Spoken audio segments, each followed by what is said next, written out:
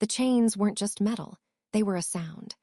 A low, resonant hum that vibrated in my molars, a frequency of pure, distilled agony that made the air taste like burnt copper and old blood. I pressed my back against the cold, damp stone of the tunnel wall, my heartbeat a frantic bird trapped in my throat.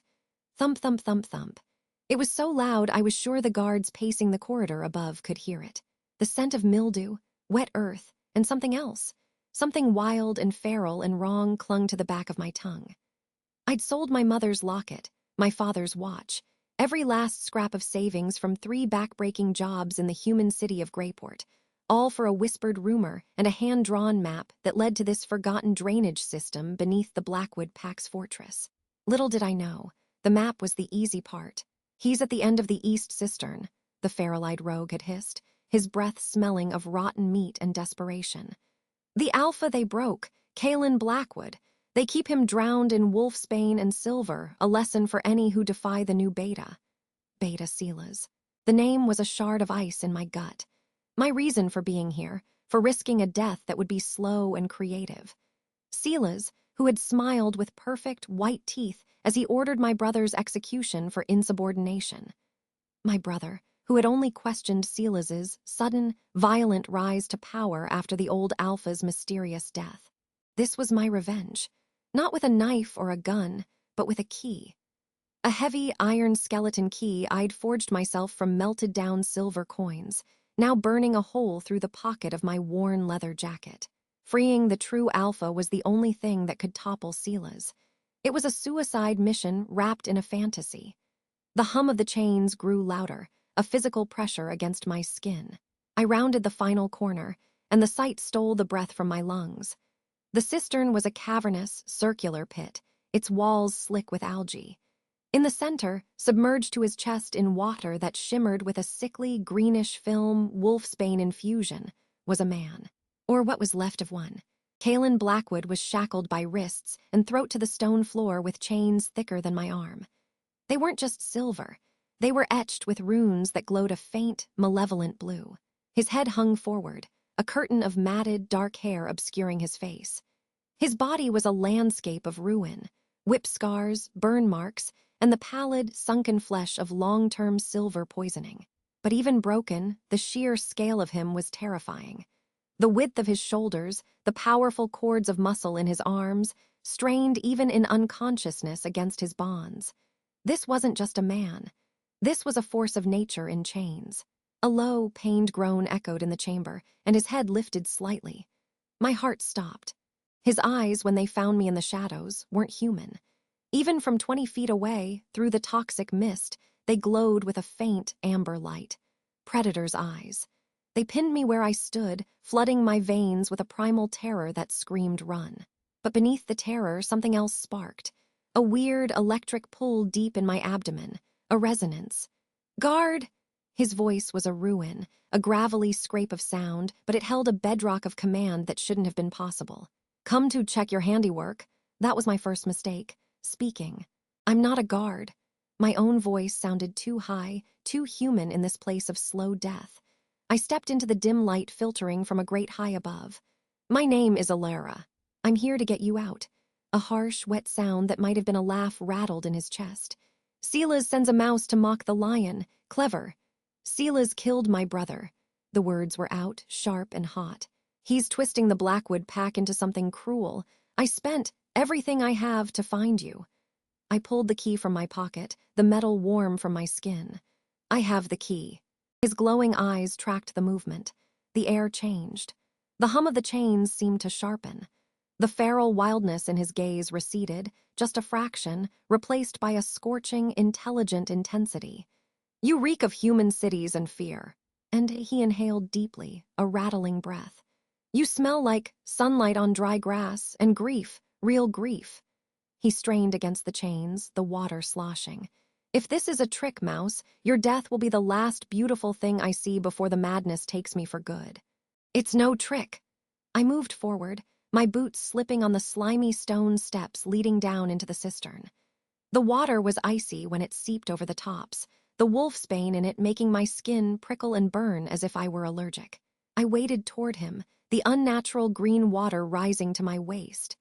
The smell was overpowering now, sickness, infection, and that underlying, potent wildness that was him.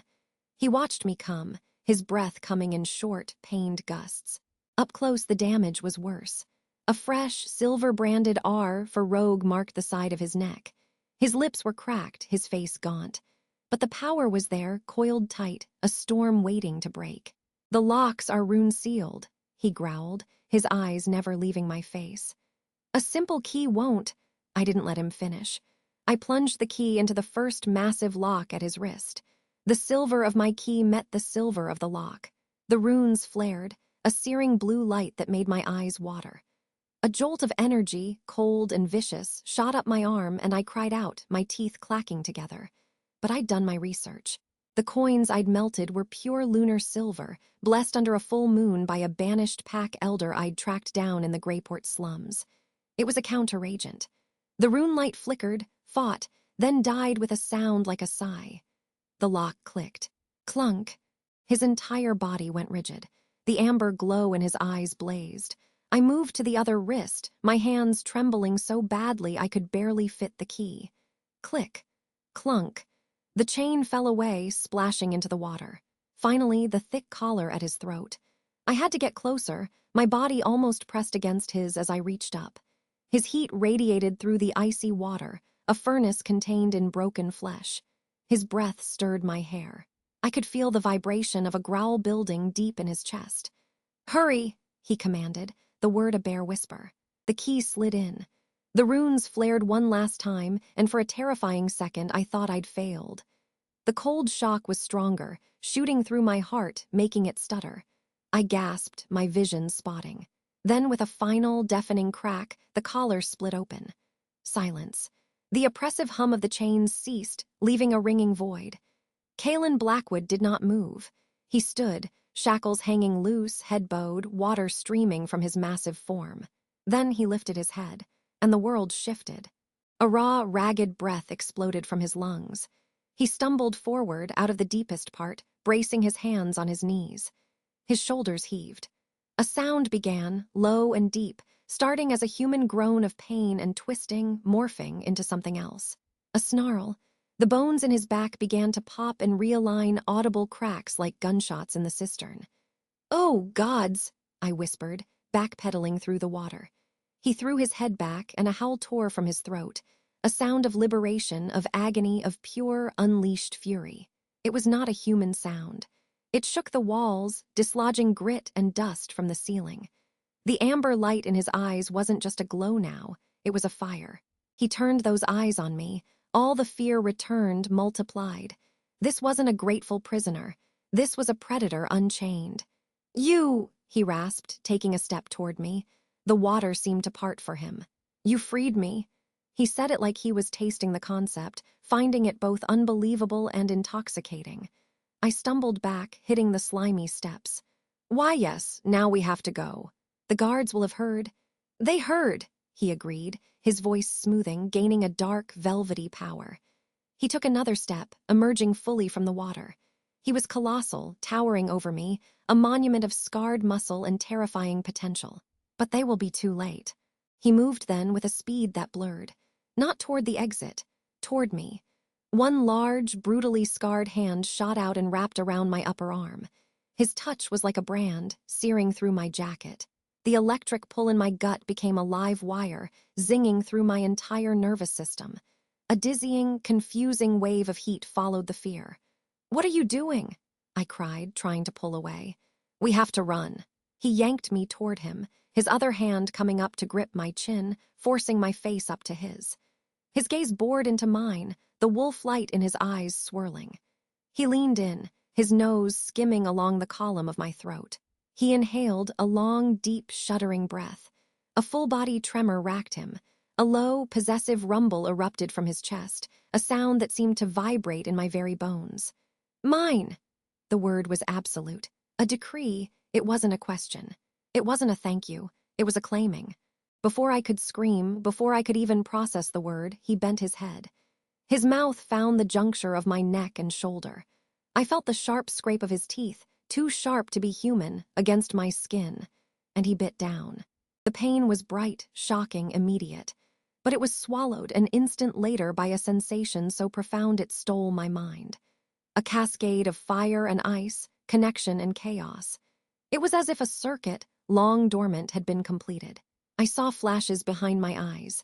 A moonlit forest, running on 4 powerful legs, the taste of winter air, the solid, comforting presence of a pack at my back. And him, always him. A dark, powerful silhouette against a blood-red moon. He released me, licking a drop of blood from his lip, his eyes blazing with a triumphant, feral light. On my neck, the wound burned, but it was already knitting together, a strange, tingling heat spreading from the mark. What did you do?" I stammered, my hand flying to my neck. My skin was smooth but raised, a scar in the shape of a bite. His bite. "I have claimed my mate," Kalen Blackwood said, his voice the rolling thunder of an approaching storm. "The one who freed me, my Luna." The word Luna hit me like a physical blow. No, this wasn't part of the plan. This was madness. Werewolf mate bonds were myths, stories for pups. Weren't they? Heavy boots pounded on the stone above us. Shouts echoed. The cistern, the alpha's silence is broken. Kalen's head snapped toward the sound. The tenderness, the possessiveness, vanished from his face, replaced by a mask of pure, murderous wrath. The bones in his face began to shift, his jaw elongating. Fur dark as midnight sprouted along his arms. "Stay behind me, Alara," he growled, his words slurring as fangs lengthened. "My mate does not fight, she watches. She sees what happens to those who dare touch what is mine." He turned to face the entrance, his body beginning its violent, beautiful, horrific transformation. The first guard appeared at the tunnel mouth, rifle raised. Kalen Blackwood, the broken alpha, now freed and with a claimed mate at his back, let loose a world-ending roar that promised rivers of blood. And as the first gunshot rang out, I knew one thing with terrifying certainty. What happened next would change everything. I hadn't just freed an alpha, I had unleashed a king, and he had decided I was his queen. The roar that tore from Kalen's throat was not human. It was the sound of chains breaking, of mountains falling. It shook the wet stones of the cistern and sent a fresh, freezing spray of wolfsbane-tainted water over me. I scrambled back, the raw, burning pain on my neck where his teeth had marked me screaming in time with my heartbeat. "Mate, Luna," the words echoed in the hollow space he'd left in my mind. If only I had known that freeing him would bind me forever.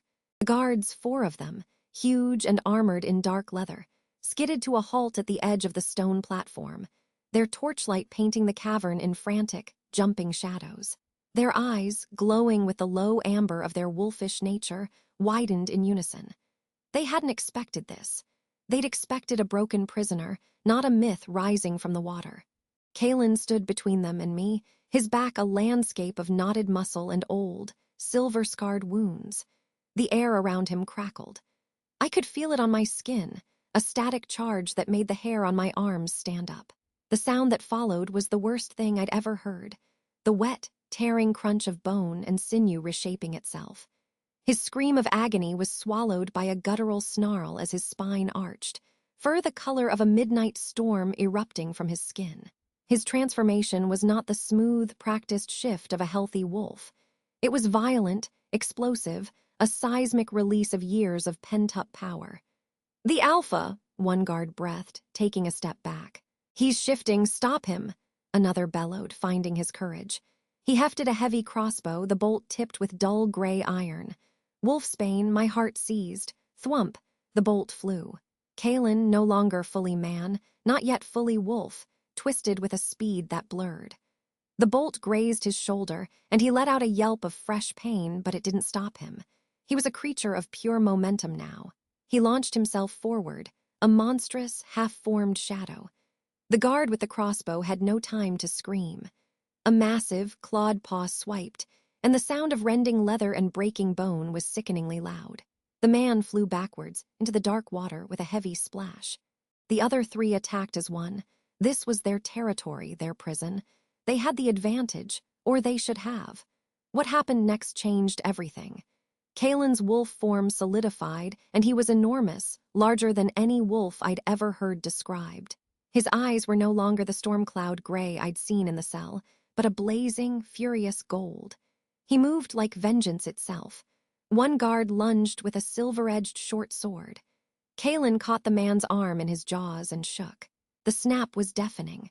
The second guard tried to flank him, but Kalen whirled, his tail like a whip, knocking the man's legs out from under him. The third, smarter than his companions, turned and ran for the tunnel entrance, shouting for reinforcements. The one on the ground scrambled back, his courage gone, face pale with terror. "Mercy, Alpha, please. Silas gave the orders. It was all Silas." Kalen stood over him, his massive chest heaving, blood and water dripping from his fur. A low, continuous growl vibrated through the stone beneath my knees. He lowered his head, his muzzle inches from the guard's throat. The man whimpered, squeezing his eyes shut.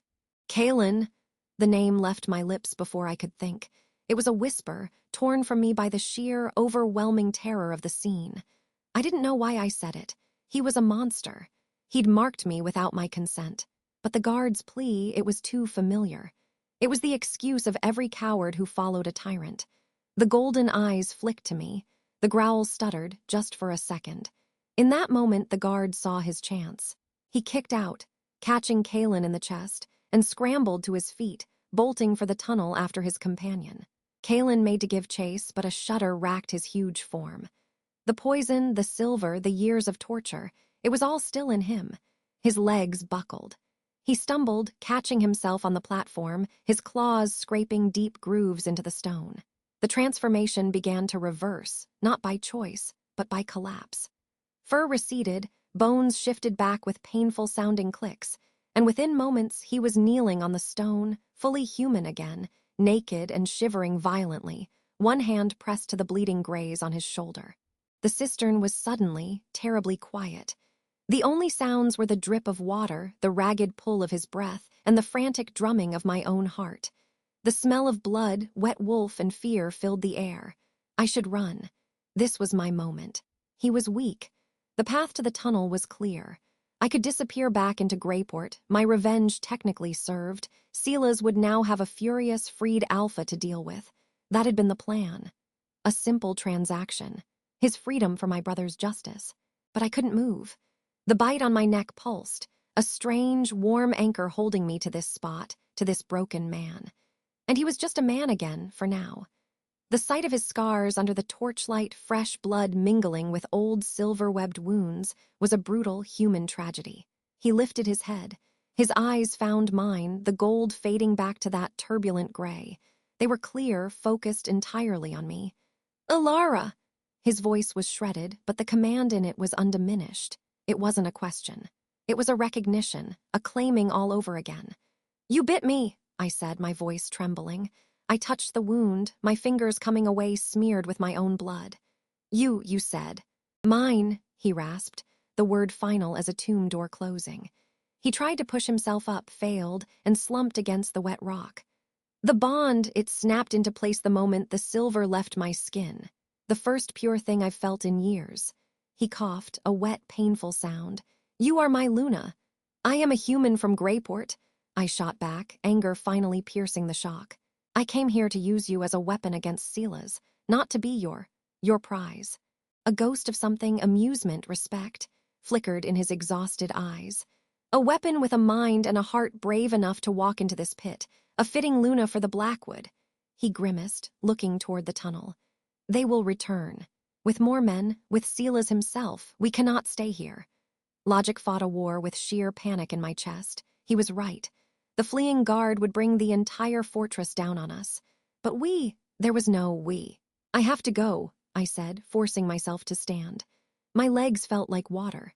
"If you leave, you die," he stated, matter of fact.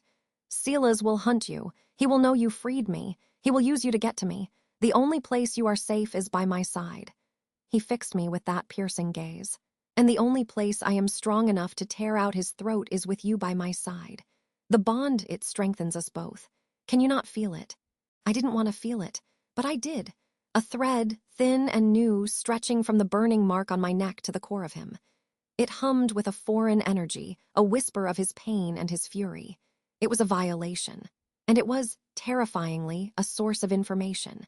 I knew, without knowing how, that he was telling the truth about his weakness. that the poison was still a fire in his veins, that he couldn't transform again, not so soon. We were both trapped. The sound of distant shouts echoed down the tunnel, muffled but getting closer. A howl, sharp and commanding, rang out from somewhere far above. The hunt was called. Kalen's head jerked up. Now, Alara, decide. Die here in the dark or live and help me burn my pack clean. My brother's face flashed in my mind. His smile. The empty, official notice of his execution for insubordination. Silas's name on the order. This wasn't the revenge I'd planned. It was 1,000 times more dangerous, more intimate. I had sold everything. My mother's locket, my father's tools, every scrap of comfort for a key. Now I was being offered, no, dragged into, a war. I walked toward him, each step feeling like a surrender. I stopped before him, looking down at the alpha brought to his knees. I am not your Luna, I am your ally. My price is Silas's head, nothing more. He reached out, his hand surprisingly steady despite his shivers. He didn't touch me. He simply pointed to a dark, narrow opening in the cistern wall behind me, half hidden by a fall of slimy rock. There, the old water conduit. It leads out of the fortress into the woods. It's how the builders access the cistern.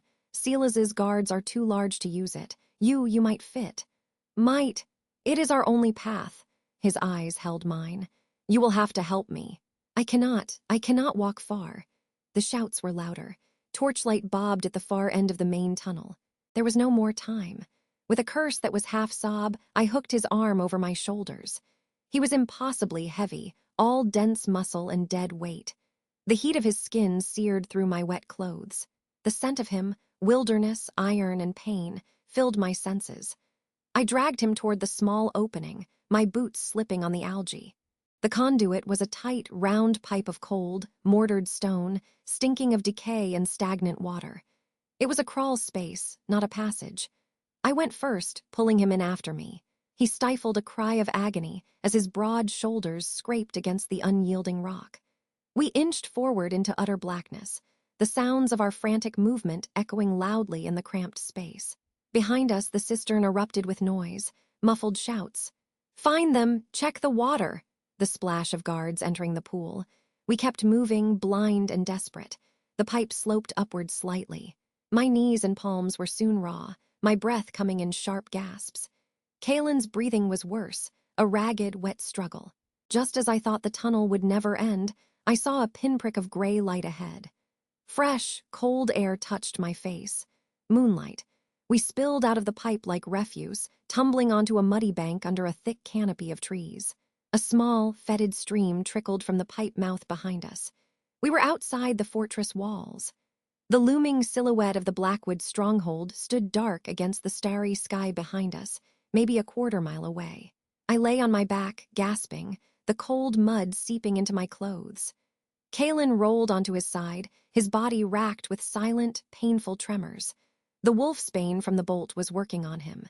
His skin was clammy, his lips tinged with blue. He looked at me, his face etched with pain and something else, a fierce, unwavering certainty. The woods not safe, rogue patrols, Silas's hunters. He tried to push himself up onto his elbows, failed.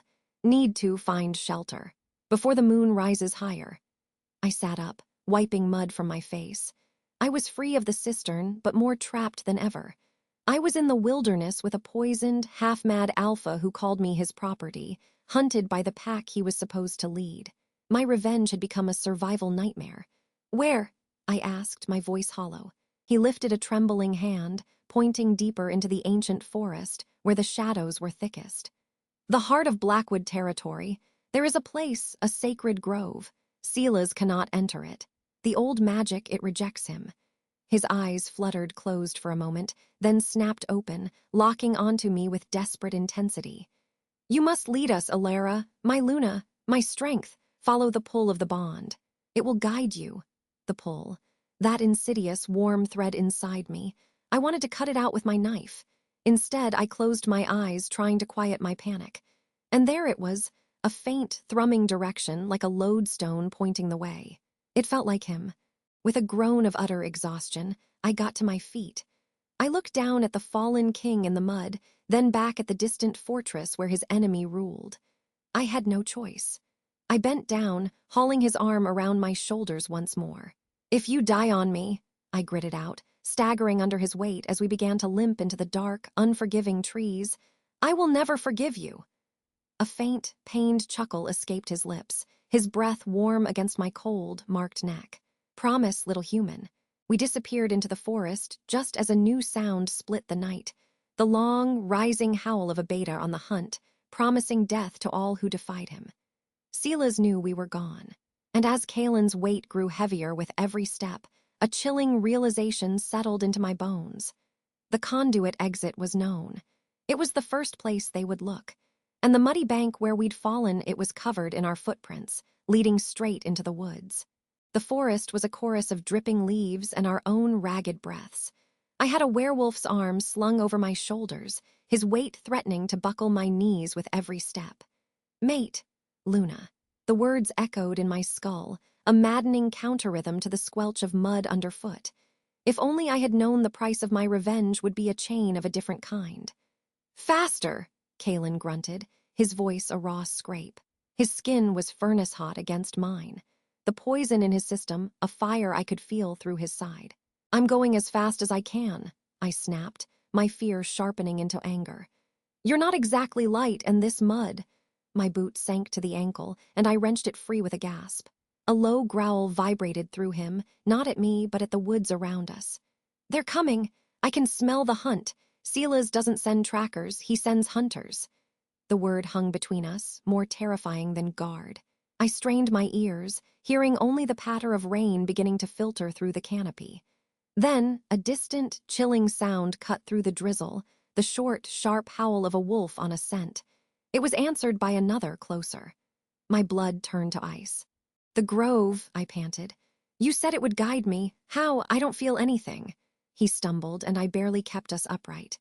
His head lolled toward me, golden eyes glowing faintly in the gloom. "You will. It's not a thought, it's a pull. Like the tide. Stop trying to listen with your ears. Listen with this." His free hand came up, fingers brushing clumsily over the center of my chest, where the phantom echo of his roar still resided. I flinched. "That's not helpful. It's all we have," he snarled, then coughed, a wet, painful sound. "Now move." What happened next changed everything. Another howl, this one so close the air itself seemed to shiver. Behind us, a thicket crashed. They'd found our trail. Panic lent me strength. I hauled him forward, my muscles screaming. The forest blurred into a smear of gray bark and dark green. The pull he spoke of was nonsense. I felt nothing but terror and the crushing weight of him. We splashed through a shallow stream, and I prayed the water would break our scent. On the other bank, Kalen's legs gave out. He went down hard, dragging me with him. We landed in a tangle of limbs and wet leaves. He was shuddering, his transformation flickering at the edges of his human form, a glimpse of extended jaw, claws digging into the earth. The wolfsbane was fighting his healing, and the run was killing him. "Leave me," he rasped, pushing weakly at my arm. "Take the stream, go north, you might—" "No." The word was out before I could think. I wasn't doing this for him. I was doing it for my brother, for the plan. Kalen alive was a weapon aimed at Silas, a weapon that had inexplicably glued itself to my hip. "Get up! Ilara, get up!" I grabbed his arm, pulling with every ounce of my will. "You don't get to die here, you owe me. You owe my brother. Now, where's the grove?" He looked at me, his gaze sharpening through the pain. Something shifted in the air between us. Not a pull, but a resonance. A faint, silvery hum in my veins like a plucked string. It wasn't coming from me. It was coming from ahead. I turned my head, staring into a particularly dense stand of ancient, twisted oaks. The hum grew stronger, a silent song of moss and moonlight. "There!" I whispered, not understanding, just knowing. A triumphant snarl erupted from the trees behind us. A massive, gray-furred wolf emerged, saliva dripping from its jaws. Its eyes, a sickly yellow, locked onto us. A Silas hunter. Kalen tried to rise, to put himself between it and me, but he only managed to get to his knees. The wolf paced, gathering itself to spring. My hand flew to the empty pouch on my belt. I had no more lunar silver. No weapons. Nothing but my wits and a dying alpha. The wolf charged. Time slowed. The hum in my blood became a shriek. Instinctively, I threw my hands out, not in defense, but in a desperate, reaching gesture toward the ancient oaks. Stop! I didn't command the wolf, I begged the forest. A root, thick as my thigh, erupted from the muddy earth directly in the wolf's path. It didn't trip. It impaled itself, the force of its charge driving it onto the sharp wooden spike. A yelp of agony was cut short into a gurgle. The wolf twitched, then went still. Silence except for the rain and my own thundering heart. I stared numb at my own hands. Kalen was staring at me, his expression one of pure, unadulterated shock. "The grove," he breathed. "It answered you." I couldn't speak. The hum was now a gentle thrum, an invitation. The twisted oaks seemed to part, revealing a narrow path glowing with faint bioluminescent fungi. "Can you walk?" My voice was a stranger's. He nodded, his strength seemingly returned by the shock. "Now I can." We stumbled onto the path. The moment we crossed the threshold between the ordinary oaks and the sacred ones, the air changed. It grew warmer, drier, and filled with the scent of blooming night flowers. The sounds of the hunt vanished, utterly muffled. Behind us, the path seemed to fold in on itself, the trees knitting back together. The sacred grove was a small, circular clearing. A pool of perfectly clear water reflected the now visible moon breaking through the clouds. The trees here were silver-barked, their leaves whispering secrets. It felt awake. Kalen sank to his knees by the pool, drinking deeply.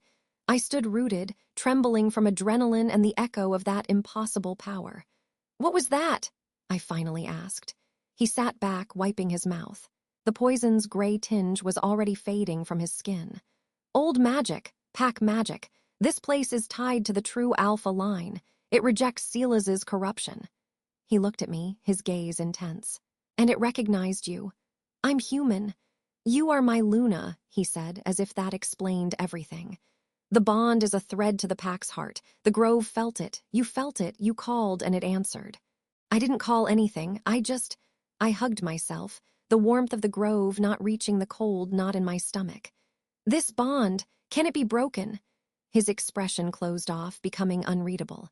No, the finality of the word was a door slamming shut on my old life. I had wanted a weapon. I had gotten a life sentence. I turned away from him, facing the silent trees. "This changes nothing. I freed you to kill Silas. That's all. It changes everything," he said quietly. I heard him stand, his movements stronger. "Silas felt my escape. He felt the bond snap into place. He will be coming for us with everything he has. You are no longer just a human with a grudge. You are a symbol. My claimed mate is a direct challenge to his rule." A new kind of fear took hold. Political, existential. I was a pawn who had suddenly been declared a queen on a board I didn't understand. "So what do we do?" He came to stand beside me, looking down at the moonlit pool. His nakedness was irrelevant now. He was all fierce, focused strategy. "We rest. The grove will shield us for a time. The water heals. Then we move. We need allies." Allies. Who would side with you against Silas? Those who are loyal to the old ways. Those who suspect how my father truly died.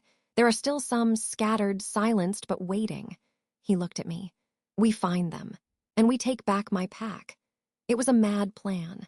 A starving, poisoned alpha and a human woman against an entrenched usurper and his hunters. Yet the certainty in his voice was absolute. "And what?" I asked, bitterness rising. "I'm just supposed to stand by your side as your Luna, a role I never asked for." He turned fully to me, his golden eyes capturing mine. In the grove's light they were less bestial, more ancient. "You asked for vengeance. This is the path. The bond gives you a claim, it gives you a voice. It may even," he glanced toward the grove's edge where the hunter lay, "give you power here. Use it." The pragmatism in his tone was chilling. He saw the bond, saw me, as a tool for his reconquest. Perhaps we were not so different. I was using him, too. A tense, silent understanding passed between us, a partnership forged in mutual need and forced connection. "Fine," I said. "We rest. Then we find these allies. Where do we start?" He was about to answer when a new sound filtered through the grove's protective veil. Not a howl, a voice. Human but rough with a wolf's growl amplified by the night. "Kaelen," it boomed, rolling through the trees beyond the sacred space. It was a voice I remembered from my brother's terrified descriptions from the night they dragged him away. A voice that dripped with smug authority. Sela's. My blood ran cold. Kalen went rigid, a snarl building in his chest. I know you can hear me, brother, Sela's voice echoed, closer than it should have been. He was at the grove's boundary, unable to enter, but his words carried on the magic. You've been naughty, and you've stolen something of mine. That human girl, send her out. Do that, and I'll make your end quick. Keep her, and when I finally drag you from that hole in the ground, I'll make you watch what my hunters do to her before I peel the skin from your bones. The threat hung in the fragrant air. Kalen's hand found my wrist, his grip iron. Not to push me out, to hold me there. Sela's wasn't finished. His next words were a quiet, venomous promise meant only for us, a secret shoved through the leaves. She smells like her brother, you know, that same stink of defiance. I enjoyed breaking him, Kalen. I'll enjoy breaking her even more. Rage, white-hot and blinding, erased my fear. I lunged forward, but Kalen yanked me back, his hand clamping over my mouth to stifle my scream. I fought him, tears of fury streaming down my face. He's baiting you, Kalen hissed in my ear, his own fury a live wire against my back. He wants you to run. He wants you to leave the grove. Sela's laughter, low and cruel, trickled through the trees. Then the sound of his presence faded, withdrawing. But his words remained, poisoning the sanctuary. I went limp in Kalen's arms, the fight gone, replaced by a hollow, shaking void. Kalen slowly released me. We stood in the moonlit clearing, the pool between us. The grove was safe, but Sela's had found a way in. He had reached right into my chest and twisted the knife he'd left there years ago. Kalen's eyes were molten gold. He will pay for that, he vowed, the promise etching itself into the very air. For your brother, for every word. I didn't thank him. I just nodded, the last of my pretense gone. This was no longer just a transaction. It was a war, and I was now a target on the front line. Kalen moved to the pool, sinking down to let the healing waters work. I remained standing, staring at the spot where Sela's voice had originated. The gentle hum of the grove felt different now, not just a sanctuary, but a fortress under siege. A soft rustle came from the opposite side of the clearing. Not from beyond the grove, but from within it. We both froze. From the shadows beneath the largest silver oak, a figure emerged. Small, hunched, wrapped in a cloak of moss and shadows. It wasn't a wolf. It was an old woman, her eyes reflecting the moonlight like an animal's. She looked at Kalen, then at me, and a slow, toothless smile spread across her wrinkled face. Her voice was the sound of dry leaves skittering over stone. So, she crooned, the lost Alpha returns, and he brings a storm with him. Her ancient eyes pinned me to the spot. Hello, little storm, we've been waiting for you. The words hung in the air, a moss-draped prophecy.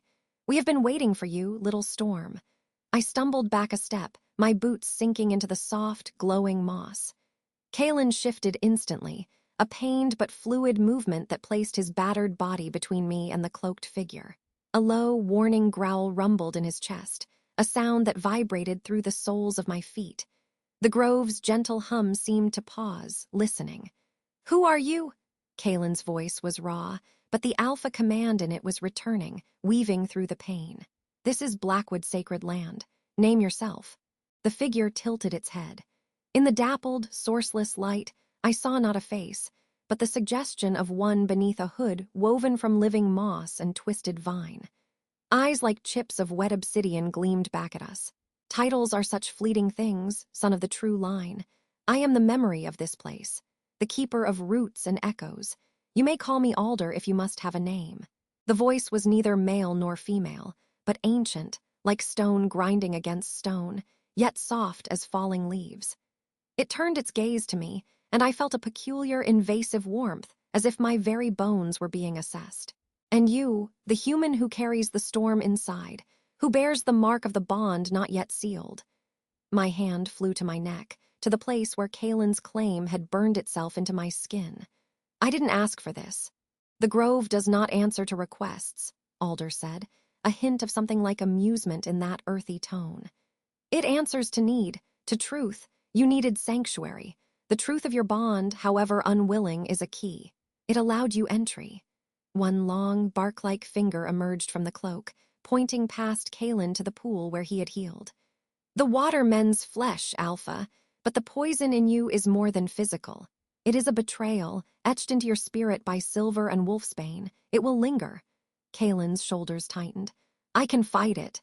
You will have to, Alder agreed. But she will be your anchor. The obsidian eyes fixed on me again.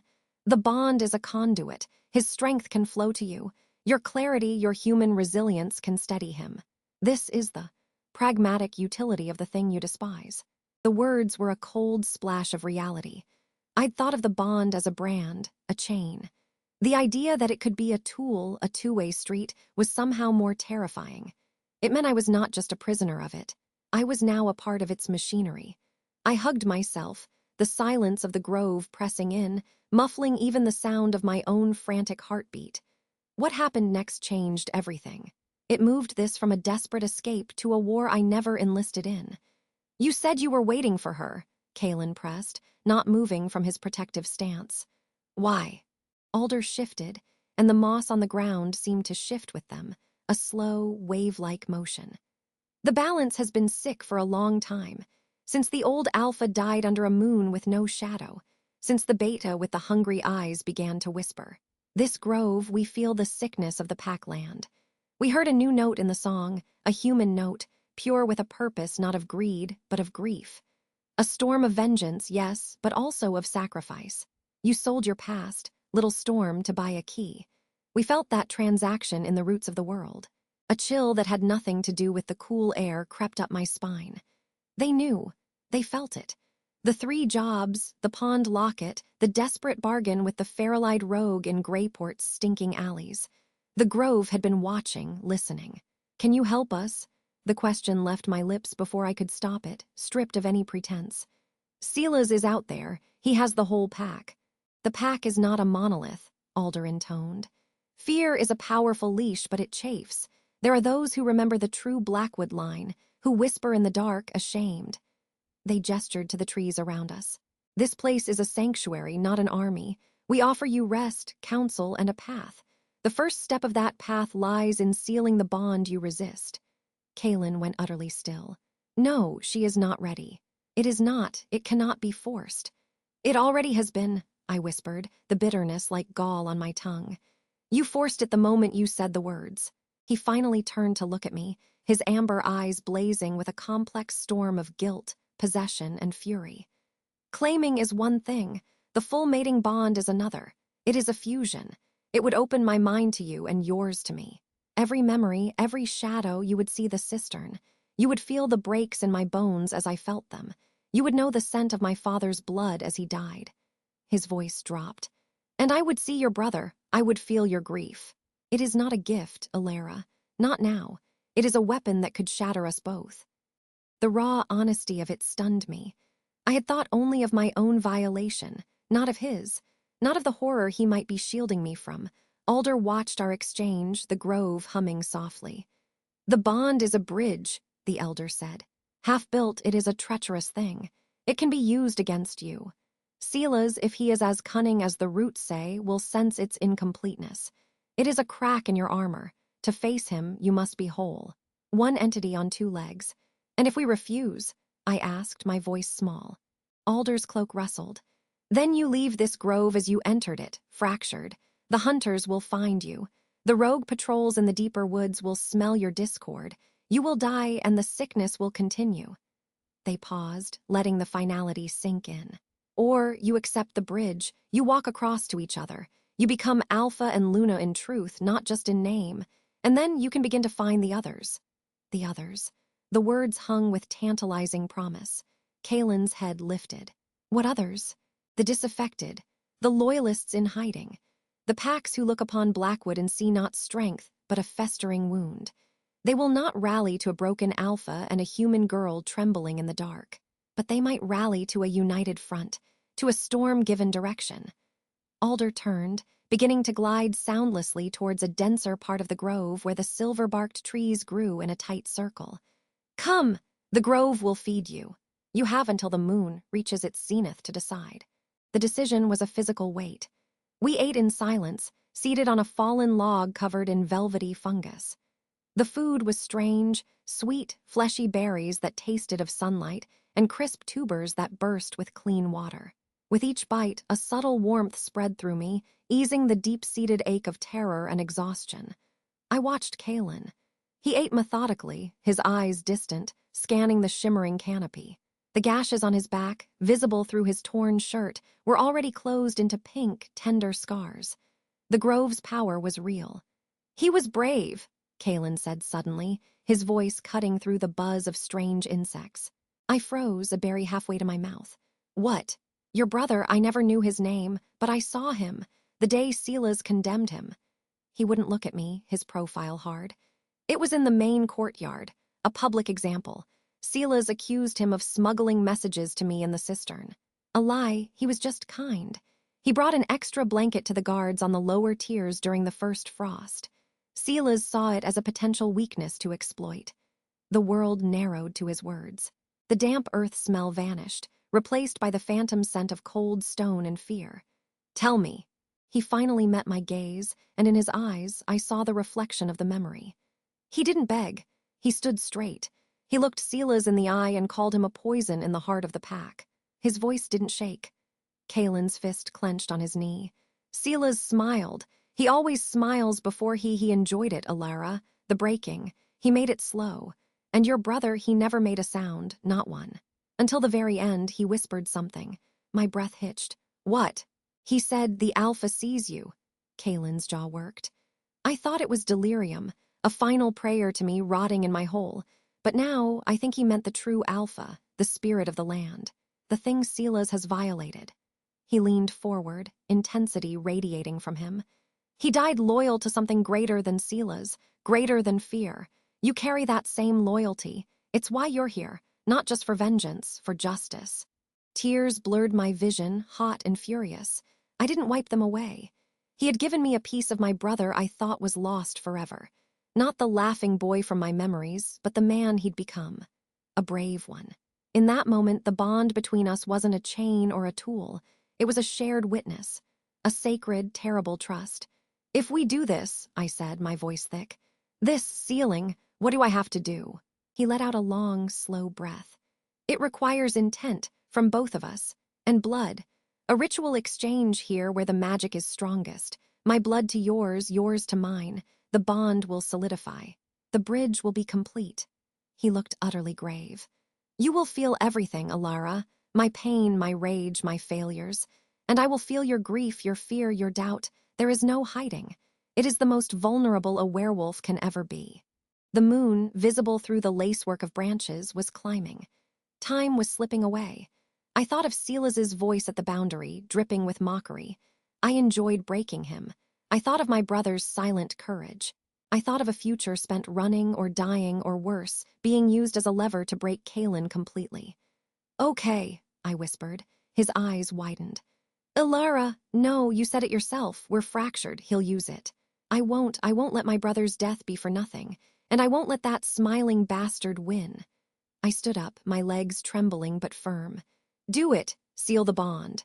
The air in the silver circle was charged, like before a lightning strike. Alder stood at the edge, a silent, mossy sentinel. Kalen and I faced each other in the center. He held a sharp, black thorn offered by the grove. His other hand was outstretched, palm up. "Your hand," he said, his voice a low vibration. I placed my hand in his. His skin was warm, calloused, terrifyingly alive. With a swift, precise motion, he drew the thorn across his own palm. Dark blood welled. Then, before I could flinch, he did the same to my palm. A sharp sting, then a warm trickle. He clasped our hands together, palm to palm, blood to blood. "Look at me," he commanded softly. I raised my eyes to his. The world fell away, the grove, Alder, the past, the future. There was only his amber gaze, deepening, pulling me in. "My life for yours," he murmured, the ancient words not a poem, but a vow. "My strength for yours, my mind to yours. I see you, Alara." The moment stretched. I felt the slick heat of our mingled blood. I felt the echo of his heartbeat, a powerful, ragged drum against the fragile rhythm of my own.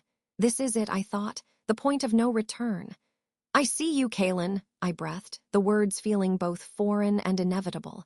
The connection didn't slam into me, it unfolded. It was a floodgate opening. A torrent of sensation, memory, and emotion that was not my own crashed through the careful walls of my mind. The agony of the silver chains, a cold, chewing fire in the bones, the crushing despair of months in the dark, the taste of wolf's bane-tainted water. The visceral, heart-shattering grief of finding his father's body, the old alpha's eyes wide with surprise, the scent of a familiar, traitorous wolf all over the scene, Sila's. But beneath the pain, a bedrock of resolve, a love for his pack so deep it was a physical ache, a sense of duty that was his spine, and a fury, a righteous, howling fury that was currently the only thing keeping him standing. And he was seeing me. I felt his perception of my memories, my brother lifting me onto his shoulders, the safe, sun-drenched past. The cold horror of the official notice of execution. The gritty despair of Greyport, the numb exhaustion of working until my hands bled. The fierce, burning knot of vengeance that had been my only fuel. And my fear of him of this, a bright, sharp terror. We were laid bare. No secrets. No shields. And then something else. Something beneath the pain and the fear. A flicker of awe from him, as he felt the depth of my loyalty, the steel I'd forged in my grief. A spark of reluctant respect from me, as I understood the sheer will it had taken to survive the cistern. The bond wasn't just sharing wounds, it was revealing foundations. It was horrifying. It was intimate beyond anything I could have conceived. If only I had known what truly lay on the other side of that bridge, I might have never dared to cross. But it was too late. We stood there, locked together by blood and spirit, for an eternity or a second. Slowly, the torrent began to organize itself into a steady, dual-streamed river. I could still feel his exhaustion, but it was a fact now, not an overwhelming wave. He could still feel my fear, but it was a signal he understood, not a weakness to scorn. We broke the physical contact, both gasping as if surfacing from deep water. My palm was healed, leaving only a faint, silvery scar in the shape of a crescent moon. On his palm, an identical mark. I was different. I could feel him, a steady, warm presence in the back of my mind. Not his thoughts, but his essence. His location, like a pull on a compass. His general state of being, weary, determined, fiercely protective. He looked at me and his eyes were changed. The possessive fury was still there, but it was tempered by a dawning, profound understanding. "Ilara," he said, and my name on his lips was a new word. Alder's voice came, filled with a somber satisfaction. "The bridge is whole. The Alpha and his Luna stand together." Before we could process it, a new sensation ripped through the bond, not from us, but from the grove's perimeter. A spike of violent, alien magic. A piercing crack echoed through the trees, and the gentle hum of the grove twisted into a shriek of pain. We both whirled. The bioluminescent light flickered, dimmed. At the edge of the clearing, near where Sila's had taunted us, the air shimmered with a sickly, green-black energy. Something was forcing its way through the grove's defenses. "He has brought a witch," Alder hissed, their ancient voice laced with shock and fury. "A defiler to bleed the sacred wards." Through the failing shimmer, a figure stepped into the clearing. It was not Sila's. It was a tall, gaunt woman with hair the color of ashes, her fingers stained with dark pigment, clutching a smoldering bundle of herbs. Her eyes, wide and fanatical, locked not on Kaelin, but directly on me. And behind her, stepping through the ruptured ward with a triumphant, vicious smile, was Beta Silas. He held a long, rune-etched dagger that glowed with the same green-black energy. "There you are," Silas crooned, his gaze raking over me and Kaelin, seeing the new scars on our palms, understanding instantly what we had done. His smile widened. "How perfect. I get to break the bond just after you've finished making it. Let's see how loud the little storm screams when I cut her tether to you, Kaelin. Let's see what's left of her mind when I'm done." The witch raised her hands, and the very air began to curdle. The rune-etched dagger in Silas's hand glinted, a promise of severance. His words, "I'll cut the thread myself," hung in the violated air of the grove, now stinking of burnt ozone and wrongness. The witch at his side, a gaunt figure in ragged dark cloth, held smoldering bones whose smoke coiled against the silver bark, leaving scorch marks. Kalen moved before the echo faded. He shoved Alara behind him, a growl tearing from his throat that was more vibration than sound. But his movement was stiff, the profound healing of the grove interrupted, his renewed strength untested. The psychic link between them, so newly and perfectly sealed, flooded with his tactical assessment. Witch, blood runes on the blade. Can't let it touch her. Can't let the smoke touch you. You defile this place, Silas, Kalen's voice boomed, alpha command weaving through the rage. The grove will reject you. It will consume you. Silas's smile was a cruel slash. The grove is a relic. It bends to stronger magic now. He nodded to the witch, who chanted in a guttural tongue. The scorch marks on the nearest tree pulsed a sickly yellow. Alara's mind was a storm of two consciousnesses. Beneath her own terror was Kalen's icy, calculating fury. Beneath his strategic layers was her raw, personal hatred for the man who had laughed while her brother died. The bond wasn't a merger. It was a simultaneity, overwhelming and clarifying. She felt the grove's pain as a phantom ache in her own roots. The pool, her own thought echoed, separate yet shared. Alder said it was a focus.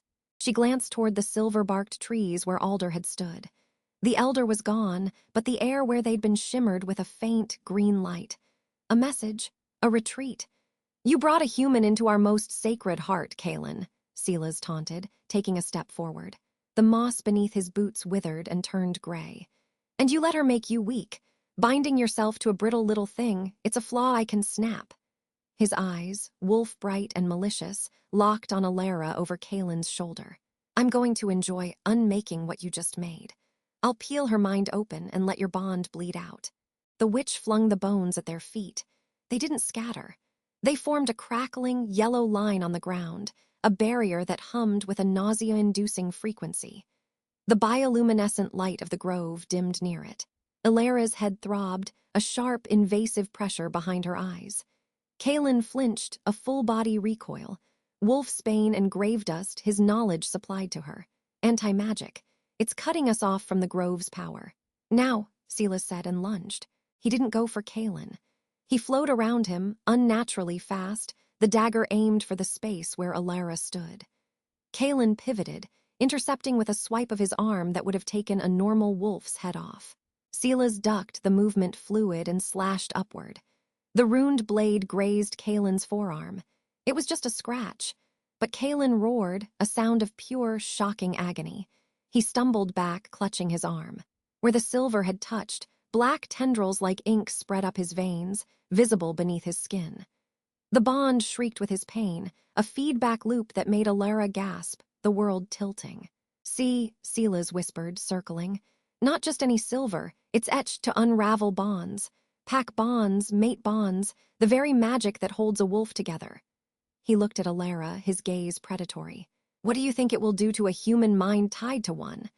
The witch cackled, feeding more herbs into a small clay bowl, the smoke thickening. Alara acted on instinct, on a surge of shared desperation. She couldn't fight a werewolf, but she could disrupt a ritual. She scooped up a stone from the edge of the healing pool, a stone that hummed with the grove's residual energy, and threw it not at Silas, but at the witch's bowl. It was a lucky shot. The stone struck the bowl, knocking it from the witch's hands. The smoldering contents scattered across the sacred moss, which hissed and repelled them, glowing fiercely where the pollutants landed. The witch shrieked in outrage.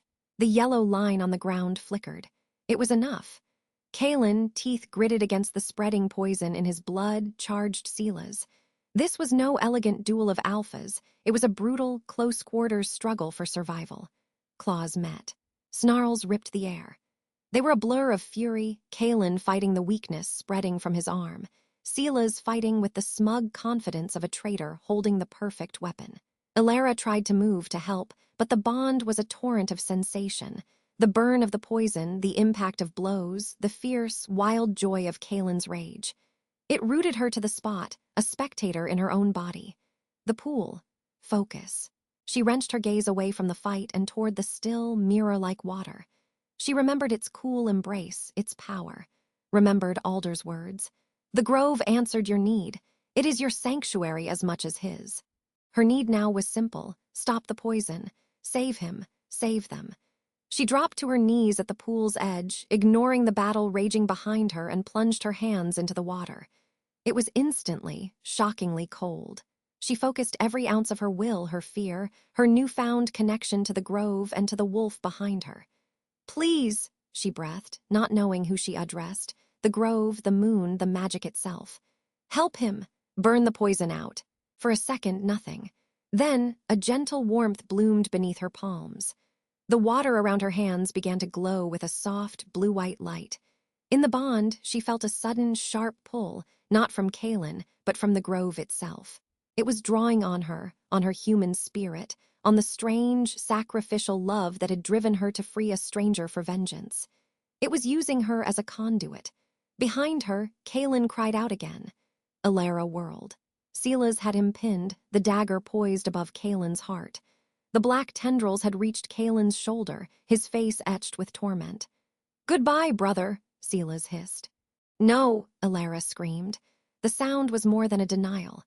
The power she'd drawn from the pool surged through the mate bond, a clean, scorching wave of pure sanctuary energy. It didn't flow from her to Kaelin. It used their bond as a pathway. Kaelin's back arched.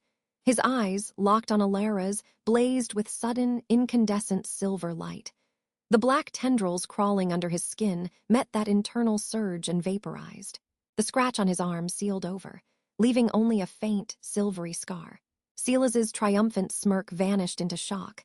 Kaelin's hand shot up, gripping Silas's wrist, holding the dagger. Bones creaked. Silas snarled, trying to shift, to break free, but Kaelin's power was returned, magnified by the grove's intervention and the completed bond. He wrenched Silas's arm aside and drove a fist into his betrayer's ribs. A sickening crack echoed. Silas flew backward, skidding through the moss. He scrambled up, his eyes wide with a new, furious fear. He looked from Kaelin, now rising with terrible, deliberate grace, to Alara, still kneeling by the glowing pool, her hands dripping with You wretched human conduit, he spat, clutching his side.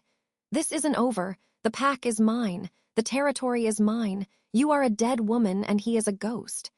He backed toward the breached ward, where the witch was frantically gathering her tools. "You can hide in this rotting grove, but you have to eat, you have to sleep. And my hunters are everywhere. Every rogue in these woods knows your scent now. I've put a price on your human head." He vanished into the torn, smoking ward line, the witch scurrying after him. The oppressive, wrong energy lifted, leaving the grove wounded and silent. The bioluminescence was dim. The scorch marks remained. The sanctuary had been violated. Kaelin staggered to Alara, collapsing beside her, his breath ragged. Not from injury now, but from the aftermath of adrenaline and power. He took her wet, glowing hands in his. The physical contact amplified the bond tenfold, and for a moment, they simply existed in the echo of each other's near-death experience. You channeled the grove," Kaelin said, awe cutting through his exhaustion. "Through our bond. No Luna has ever." "I didn't know what I was doing," Alara whispered, the terror finally hitting her in a cold wave. She was shaking. "He was going to kill you. The dagger." "I know." He pulled her against him, and she didn't resist. His warmth was the only solid thing in a spinning world. His thoughts were a steady hum in hers, safe, for now, together. Alder materialized from between two trees, their mossy cloak seeming to grow from the bark itself. Their ancient face was grave. "The breach is sealed, for the moment, but the scar remains. His witch knows the grove's frequency now. It will be harder to keep them out next time." "There can't be a next time," Kaelin said, his voice hardening into alpha steel. "We cannot be besieged here. We must take the fight to him." "You are too," Alder said softly. "And he holds the pack." "The pack follows strength," Kaelin argued, getting to his feet, pulling Alara up with him. "They followed him out of fear and confusion after my father's death. When they see I live, when they feel a true alpha's command again. When they see you are bound to a human." Alder interrupted, not unkindly. They looked at Alara. "You have the grove's blessing, you have the bond, but to a traditional pack wolf, you are still an outsider. A vulnerability. Silas will use that. He already has." Alara felt the truth of it like a blow. Her brother had died for being different, for questioning. What would the pack do to a human declared their Luna? Then we give them something else to see, Alara said, the idea forming as she spoke, born from the merged resolve in their bond. We don't ask for their acceptance. We demonstrate the alternative to Seela's. We show them what a true alpha and a Luna who commands the very territory look like. Kaelin looked at her, a fierce pride glowing in the bond. How? Alder's eyes gleamed. The Grove is not the only old place in Blackwood lands. There are sites of power, markers of the true alpha line. Seela's cannot touch them. They reject his false claim. If you were to stand at one, if the pack were to witness it, it would be a direct challenge, Kaelin finished. A claim they cannot ignore, but it would also be a trap. He would throw everything at us. Yes, Alder said, a gamble for the throne. The weight of the decision settled over them. The safe, hidden war was over. Seela's had forced their hand. It was time to step into the light and dare the pack to choose. Where? Alara asked. The Howling Crag, Kaelin said, the name resonating with memory and significance in their shared mind. Where my father was crowned. Where every Blackwood alpha for 10 generations has drawn their authority from the stone and the moon. It's at the heart of the territory, exposed, unforgiving. And if we call, Alara said, understanding dawning, the pack will have to come. Exactly. The plan was madness. A public stand on sacred ground against a usurper with an army. But as Alara felt the Grove's weakened pulse around her and the steady, furious beat of Kaelin's heart through the bond, she knew there was no other path. Hiding would mean a slow death. This was a chance, however slim. We rest tonight, Kaelin decreed, his alpha tone leaving no room for argument. The Grove will shield us one last night. At moonrise tomorrow, we move for the Howling Crag. They spent the hours in a tense quiet. The Grove tended its wounds, the scorch marks slowly being overgrown with new, determined moss. Alara and Kaelin sat by the pool, not needing to speak, their communication a constant, silent stream through the bond. Strategies, fears, memories of her brother, his father. The intimacy was no longer shocking. It was their new foundation. Just before dawn, as a gray light filtered through the canopy, a new sensation trickled into the bond. It was faint, distant, but unmistakable. Not from Kaelin. Not from the Grove. It was a whisper of other minds. Wolf minds, frightened, angry, curious. Alara sat bolt upright. Kaelin, do you feel that? He was already on his feet, his senses stretching outward. His eyes widened. The pack, or part of it, their thoughts are bleeding into our bond. Because of the crag, because of what we're planning. Alder appeared, looking more troubled than ever. The Howling Crag is awakening. Your intent to claim it is stirring the old magic. It is beginning to broadcast your presence. Seela's will feel it too. And the pack, those who are still loyal in their hearts, will hear a call they have not felt in years. The revelation was a double-edged sword. They wouldn't be walking into silence. They would be walking into a psychic arena, with every pack member as a potential audience to their stand or their execution. We move now, Kaelin said, urgency sharp in his voice. Before Seela's can rally his forces at the crag, we take the initiative. They gathered themselves, leaving the wounded sanctuary behind. As they passed through the Grove's outer wards, Alara felt a final, gentle push of encouragement from the ancient trees. Then they were in the cold, open forest, the scent of pine and damp earth filling their noses.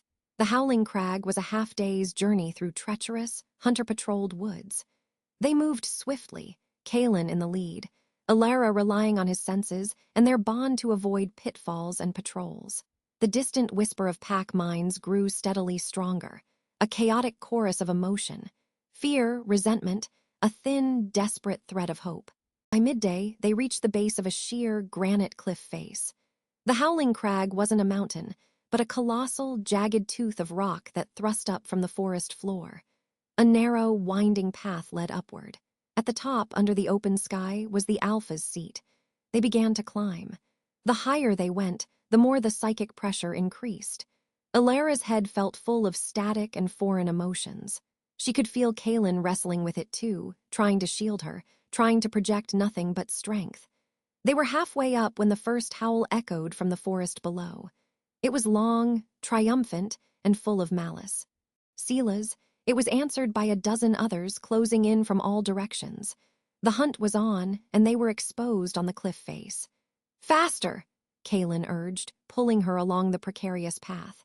They scrambled, stones skittering out from under their feet and plummeting into the misty void below. The howls grew closer, more frenzied. Alara could hear the sounds of bodies crashing through the undergrowth at the cliff's base. They burst onto the summit. It was a wide, flat plateau of wind-scoured stone, dominated by a massive, natural throne of rock etched with ancient wolf runes. The view of Blackwood territory was breathtaking and terrifying. They were utterly exposed, and they were not alone. Waiting in the shadow of the throne were not Silas's hunters, but 5 werewolves in human form. They wore the marks of the Blackwood pack, but their postures were tense, their eyes wide as they stared at Kaelin and the human beside him. They were armed, but their weapons were lowered. One, a grizzled wolf with a scar across his jaw, took a hesitant step forward. His voice, when he spoke, was rough with emotion. "Alpha Kaelin, Moon's Grace, it's really you, loyalists." They had heard the Crags awakening and come. But before Kaelin could respond, a new wave of howls erupted, right at the top of the path. Silas emerged, not in wolf form, but in his powerful human shape, the runed dagger in his hand. Behind him, spilling onto the plateau, were at least 20 of his hunters, teeth bared, eyes glowing with fervent malice. The witch was not with them. This was to be a pack matter, settled by tooth and claw and silver. Silas's gaze swept over the 5 loyalists, then back to Kaelin and Alara, isolated near the throne. His smile returned, wider and more vicious than ever. "A pathetic gathering for a pathetic alpha," he announced, his voice carrying over the wind. "You've saved me the trouble of rooting you out of your hole. Now let the pack see." He raised his arms, addressing the loyalists, the hunters, the very stone of the crag. "Let them see me tear your human toy apart, and then take your head on the stone where your father died." He pointed the dagger at Alara. "The challenge is made, to the death, for the right of Alpha." His eyes burned into Kaelin's. "But I'm not fighting you, brother, not yet." He shifted his gaze back to Alara, and the words that followed shattered the last pretense of a fair fight, plunging them into a nightmare far worse than they had imagined. "My beta," Silas called. "Step forward and claim your first blood for your new rank." From the ranks of the hunters, a massive, dark-furred wolf melted into human form. He was younger, with a familiar, cruel cast to his features that sent a bolt of ice through Alara's soul. It was the guard, the one from the cistern, the one who had leered at her and whose companion Kaelin had killed during their escape. Silas had promoted her brother's killer to beta. "He's been eager for a rematch," Silas said, his voice dripping with mockery. "And he has a particular interest in the human who cost him his friend. The rules of challenge allow for a champion, Kaelin. I choose mine. Let's see if yours is as brave as she seems, or if she'll just scream like her brother did."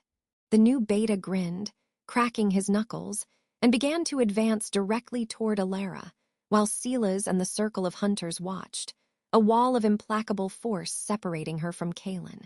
And on the wind, a new sound mixed with the howls, the faint, growing roar of a distant waterfall, and the chilling, unmistakable scent of. The waterfall's roar was a sudden, violent punctuation to the beta's advance. It wasn't the gentle rush from the forest below. This was a throaty, grinding bellow, as if the mountain itself had roared in protest. The sound washed over the howling crag, a wave of primal noise that made the very stone beneath my boots tremble. What happened next changed everything.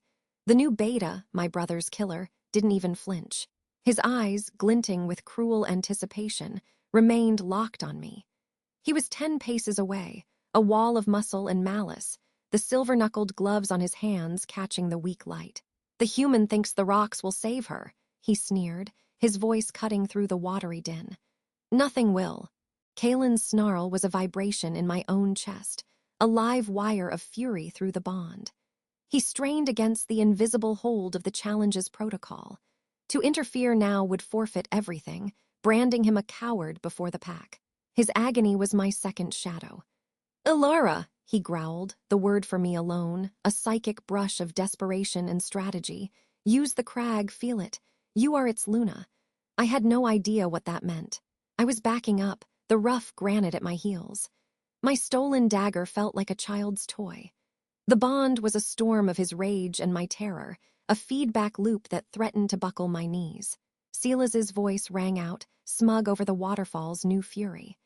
The crag acknowledges the challenge. Even the old stones are eager for your blood, little human. The beta lunged. It wasn't a feral, wolfish pounce, but a disciplined, brutal strike. A fist aimed for my throat. I ducked, the wind of his passing brushing my hair. My own movement was clumsy, driven by pure survival instinct.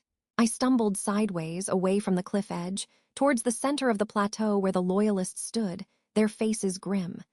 Action, reaction. He pivoted, shockingly fast for his size, and backhanded me. I didn't see it coming. The world exploded into white light and ringing silence. The metallic taste of blood filled my mouth. I hit the ground, the impact jarring my bones. The dagger skittered away, clattering over the stone. Through the haze of pain, the bond screamed with Kalen's silent roar. I felt his muscles coil, his control shattering. No, I screamed back at him, psychically, with every ounce of will I had left. They'll kill you if you move. Get up, the beta mocked, standing over me. Your brother got up, twice, before he finally understood his place. The words were a different kind of blow. They didn't hurt, they ignited. A cold, clear fury washed the dizziness away. It wasn't just my anger, it was the crags.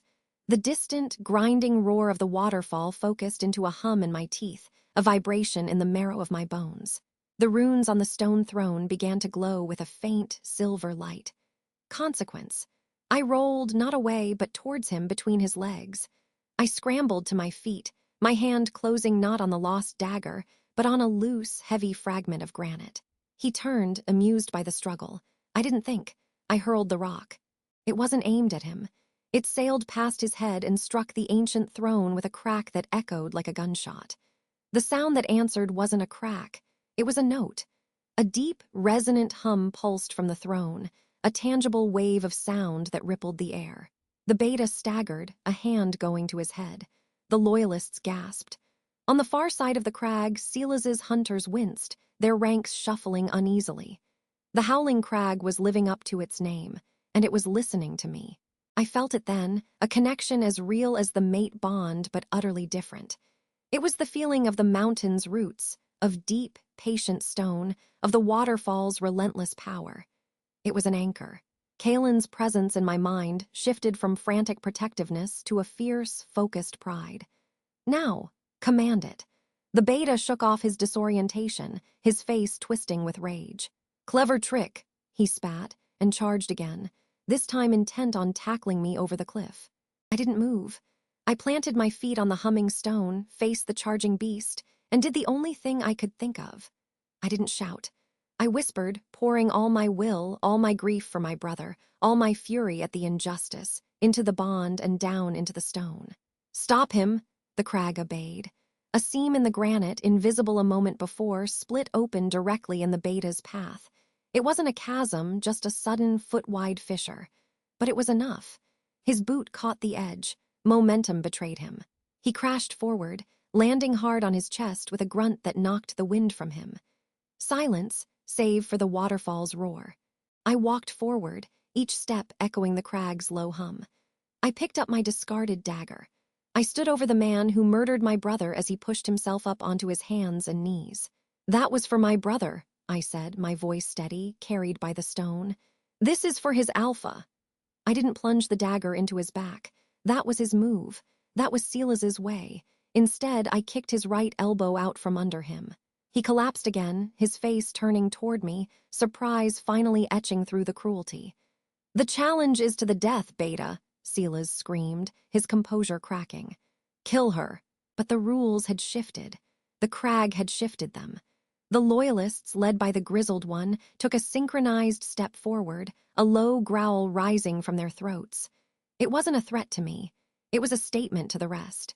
Kalen's voice, alpha command woven through it, finally broke free. The fight is not forfeit, but my Luna has chosen a pack's justice, not a murderer's execution.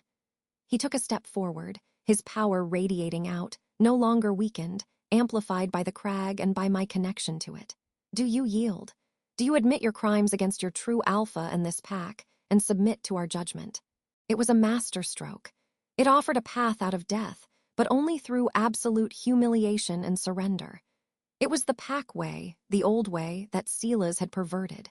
The beta looked from my blade to Kalen, to Silas, and finally to the unyielding stone beneath him. The fight drained from his eyes, replaced by the primal fear of a wolf caught in a trap. He opened his mouth. A crossbow bolt took him in the side of the neck. The thwomp was sickeningly soft.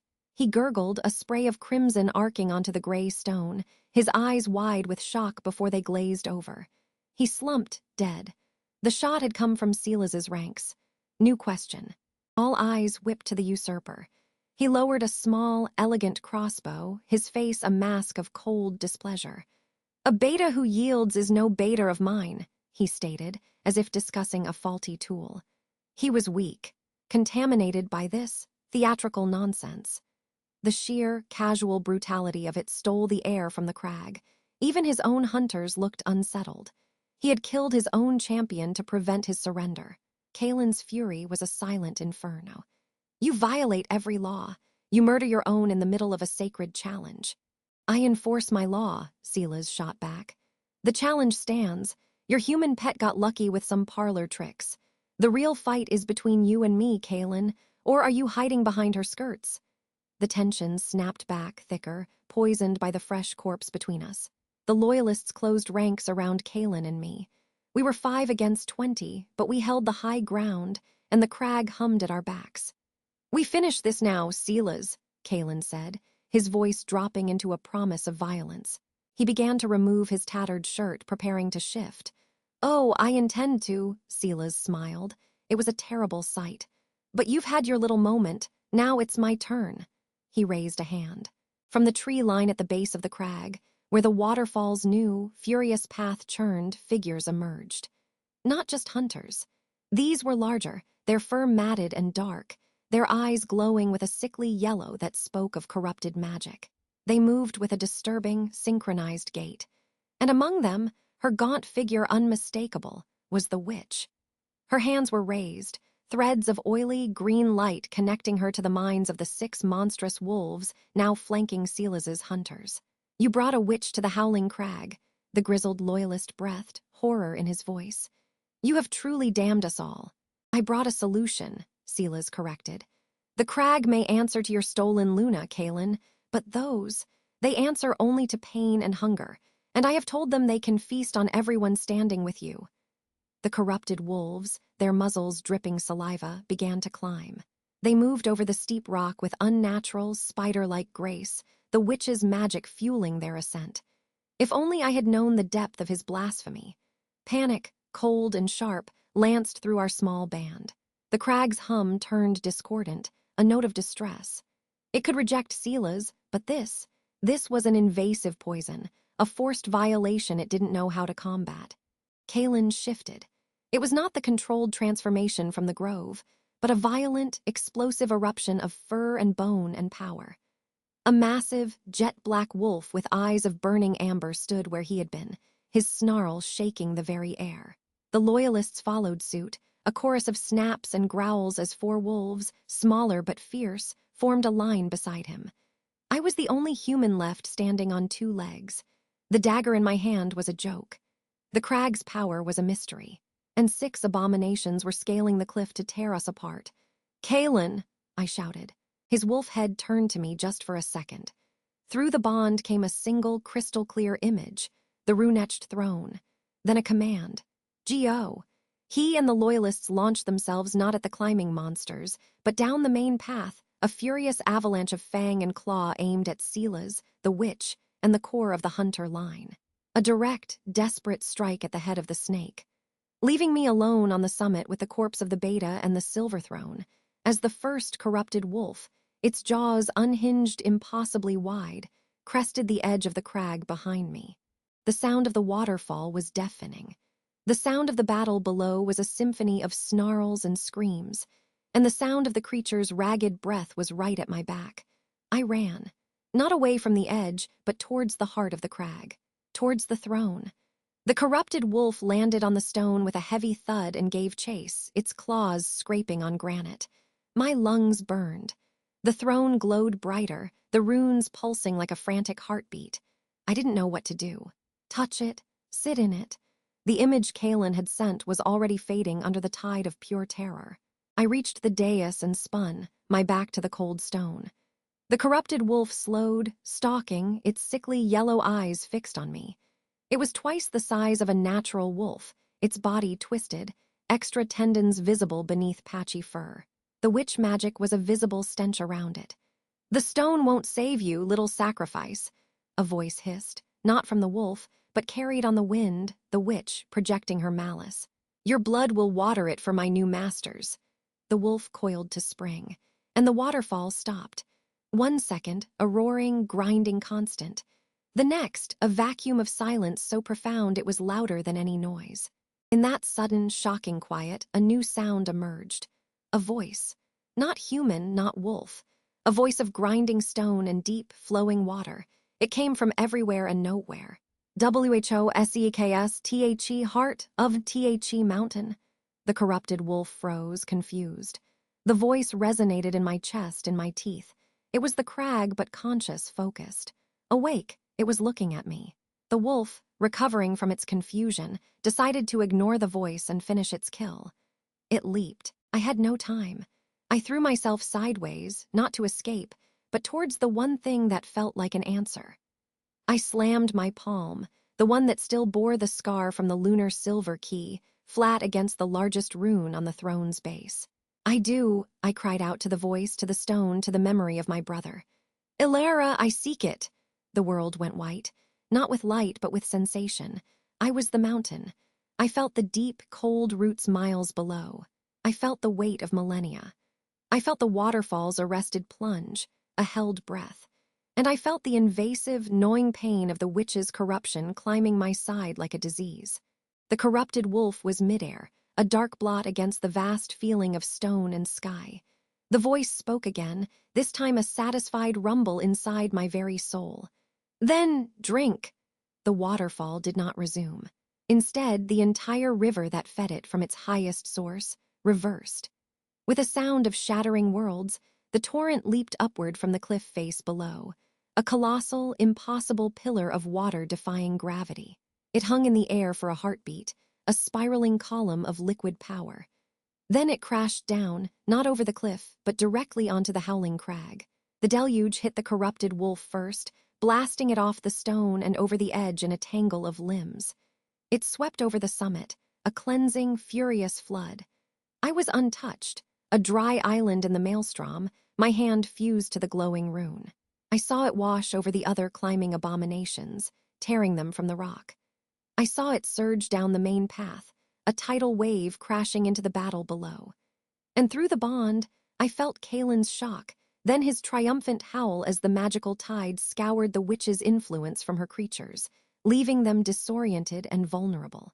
The water receded as quickly as it came, draining through the fissures in the stone, leaving the crag gleaming and clean, the blood of the beta washed away. Silence returned, heavy and dripping. My hand fell from the rune. I collapsed to my knees, utterly drained, my mind reeling with the memory of being a mountain. The battle below had stalled.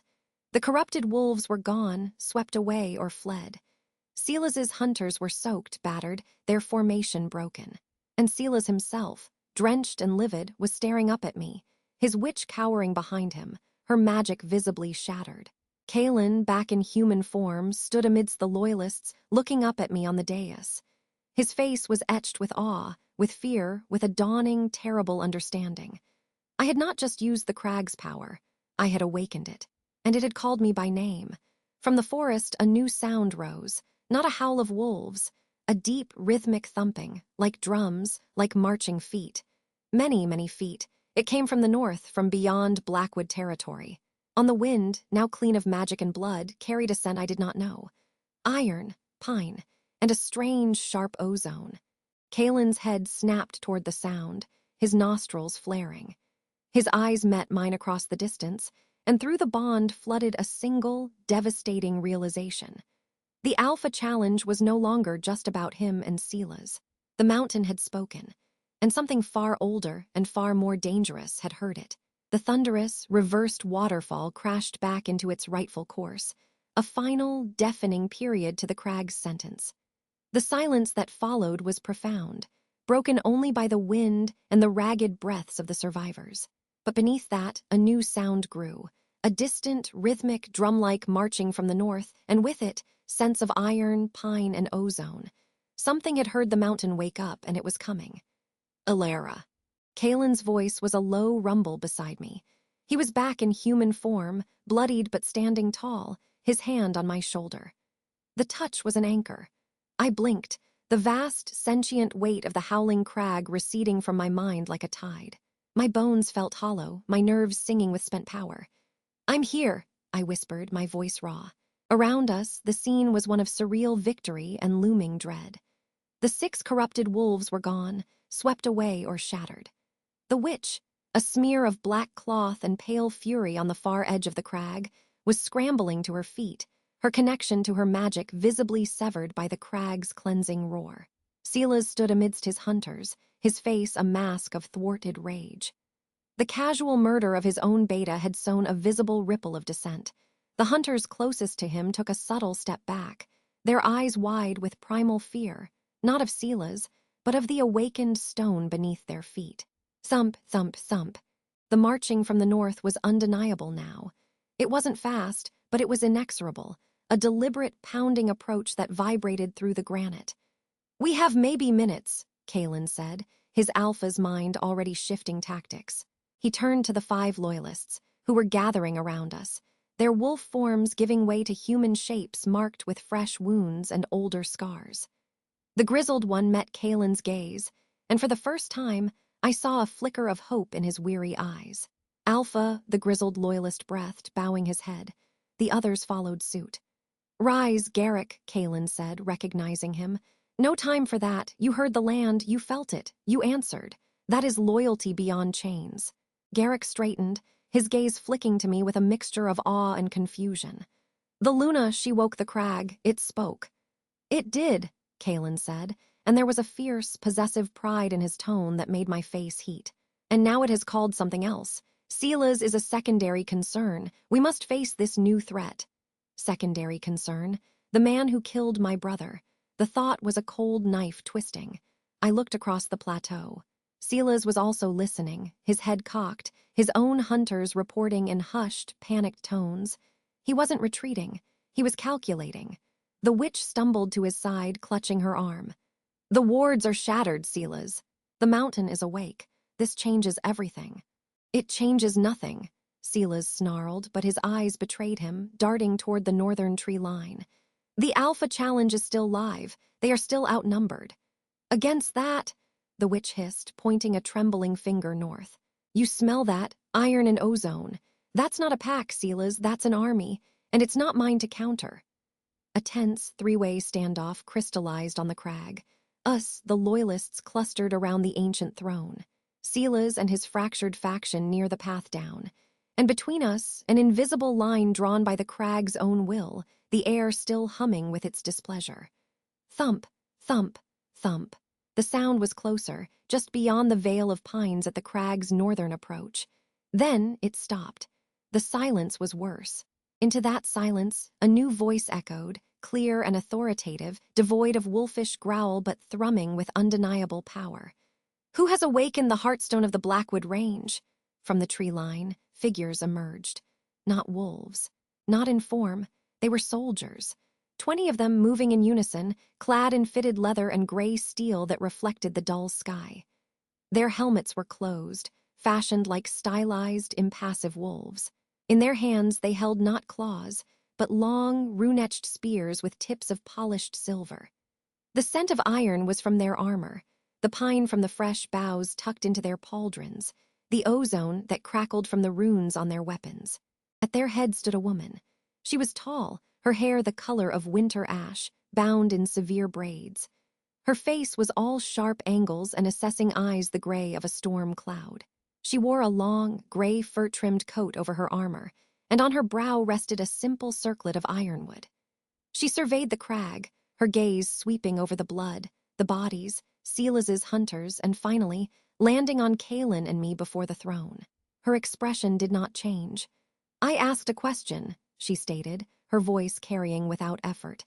The Heartstone has not stirred in 7 generations. Who here is responsible? My mouth was dry. Kalen shifted slightly, placing himself partially in front of me. A low growl built in his chest, not of challenge, but of profound warning. Silas saw an opportunity. He stepped forward, slick with false diplomacy. Greetings, I am Silas, beta and acting alpha of the Blackwood Pack. This is a private pack matter, an alpha challenge. We were not expecting guests. He gestured to the soldiers. The Blackwood Pack welcomes you to our territory, but we must resolve our internal affairs. The ash-haired woman looked at Silas as if he were a bug that had spoken. Her eyes narrowed slightly. You are not the source of the power that shook the mountains. Your energy is borrowed, tainted. She dismissed him and turned her piercing gaze back to us. You, the male, carries the old lineage, but the female... She took a single step forward, and her soldiers' spears lowered in unison with a chilling shink of metal. The Heartstone's voice echoes around her. Human, how is this possible?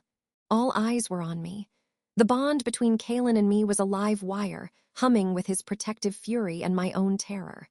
I could feel the crag, too, a low, attentive hum in the stone beneath my feet. It was waiting. I swallowed. I am Alara. My voice didn't shake. I didn't mean to wake anything. I just asked for help. She is my Luna, Kalen's voice boomed, full of alpha authority. It was a declaration not just to this woman, but to the loyalists, to Silas, to the very mountain. Bound by the grove and sealed by blood. The land answers to her. Who are you to question it? A faint, almost imperceptible flicker of interest crossed the woman's stern face. Luna, she repeated, tasting the word. A human Luna who communes with territorial spirits. A paradox? She placed a fist over her heart in a formal gesture. I am Commander Lyra of the Wardens of the Silent Peak. We are the keepers of the ancient accords, the watchers of the spirit-marked places. The Heartstone's awakening is a Category 3 territorial event. It requires investigation and, if necessary, containment. Wardens. The name meant nothing to me, but from the way Kalen stiffened and a shocked murmur ran through both the Loyalists and Silas's hunters, it meant something to them. The Wardens are a myth, Garrick whispered behind us, his voice thick with dread.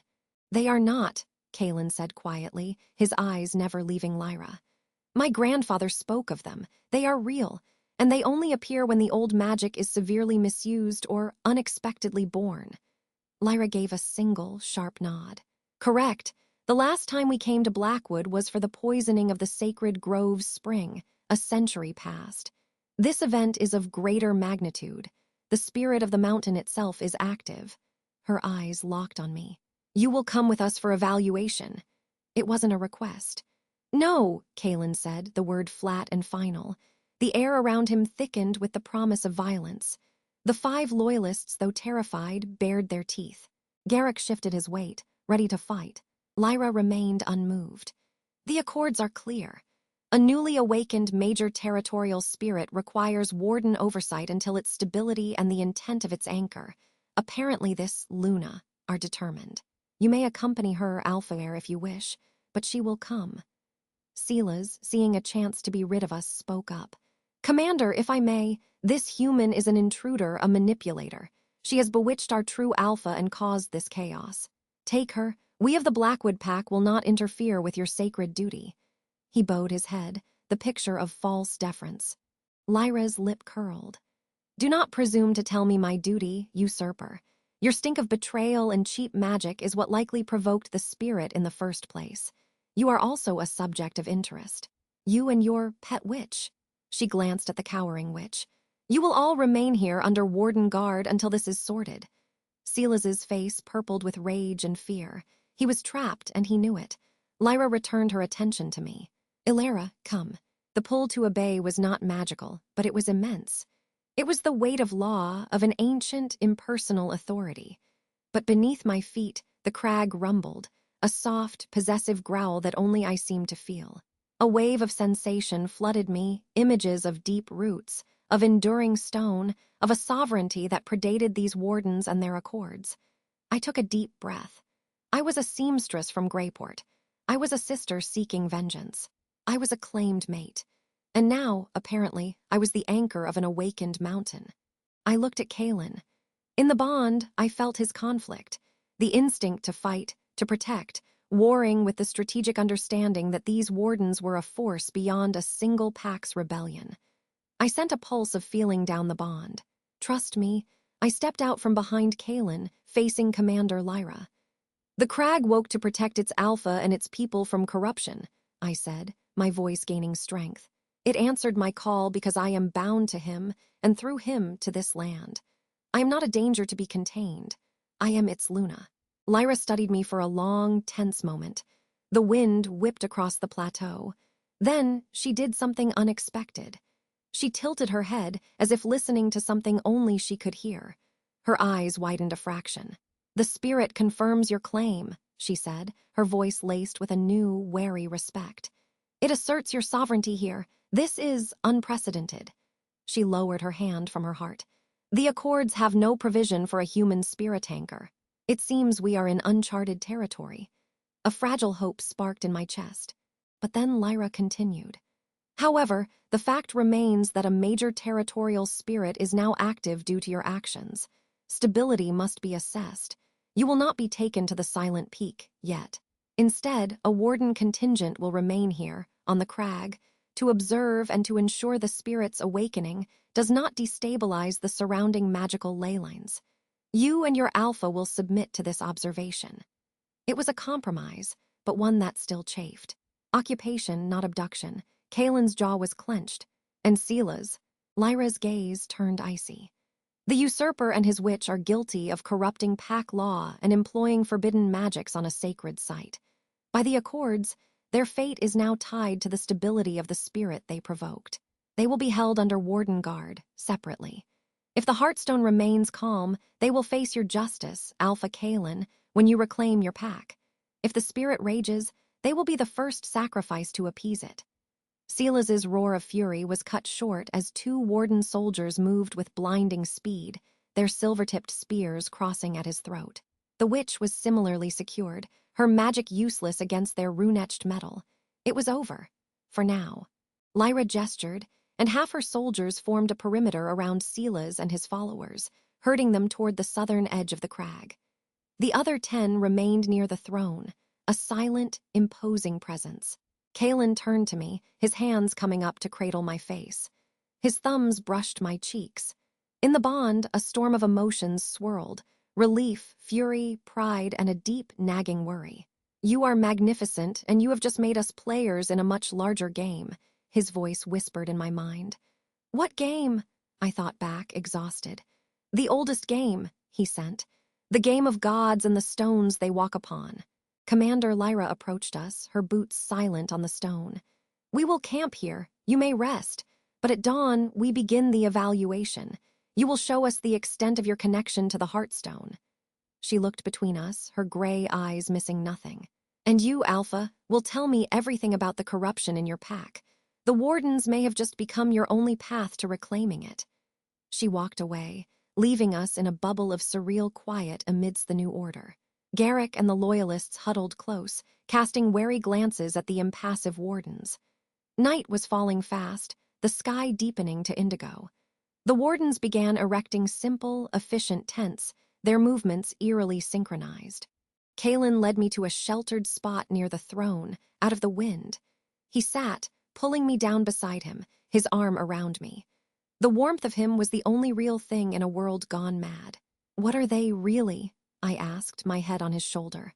"A legend," he murmured into my hair. "They are werewolves, but of a different creed. They forsake pack ties to serve the old magics. They are judges, historians, and sometimes executioners. My father said they were the reason our kind survived the Great Purges. They enforced the treaties that kept us secret." He sighed, a heavy sound. "Their presence means this is no longer just a pack rebellion. It is a matter of supernatural law." I watched the stars begin to pierce the twilight. Lyra said the crag confirmed my claim, that it asserted my sovereignty. "It did," he said, and I felt his smile against my temple. "My fierce, impossible mate. You didn't just win a fight today. You declared yourself to powers that haven't stirred in ages. You have their attention. And now," his voice darkened, "so do we." We sat in silence for a long time, listening to the strange new sounds of the Warden camp, the moan of the wind, and the deep, contented hum of the mountain beneath us. Just as I was drifting into an exhausted sleep, curled against Kalen's side, a new sensation jolted me awake. It wasn't from the bond. It wasn't from the crag. It was a cold, sharp, invasive probe, like an icy needle sliding into my mind from somewhere far away. It brushed against the edges of my connection to Kalen, to the mountain, tasting, testing. My eyes flew open. I sat bolt upright, a gasp caught in my throat. Kalen was instantly alert. "What is it?"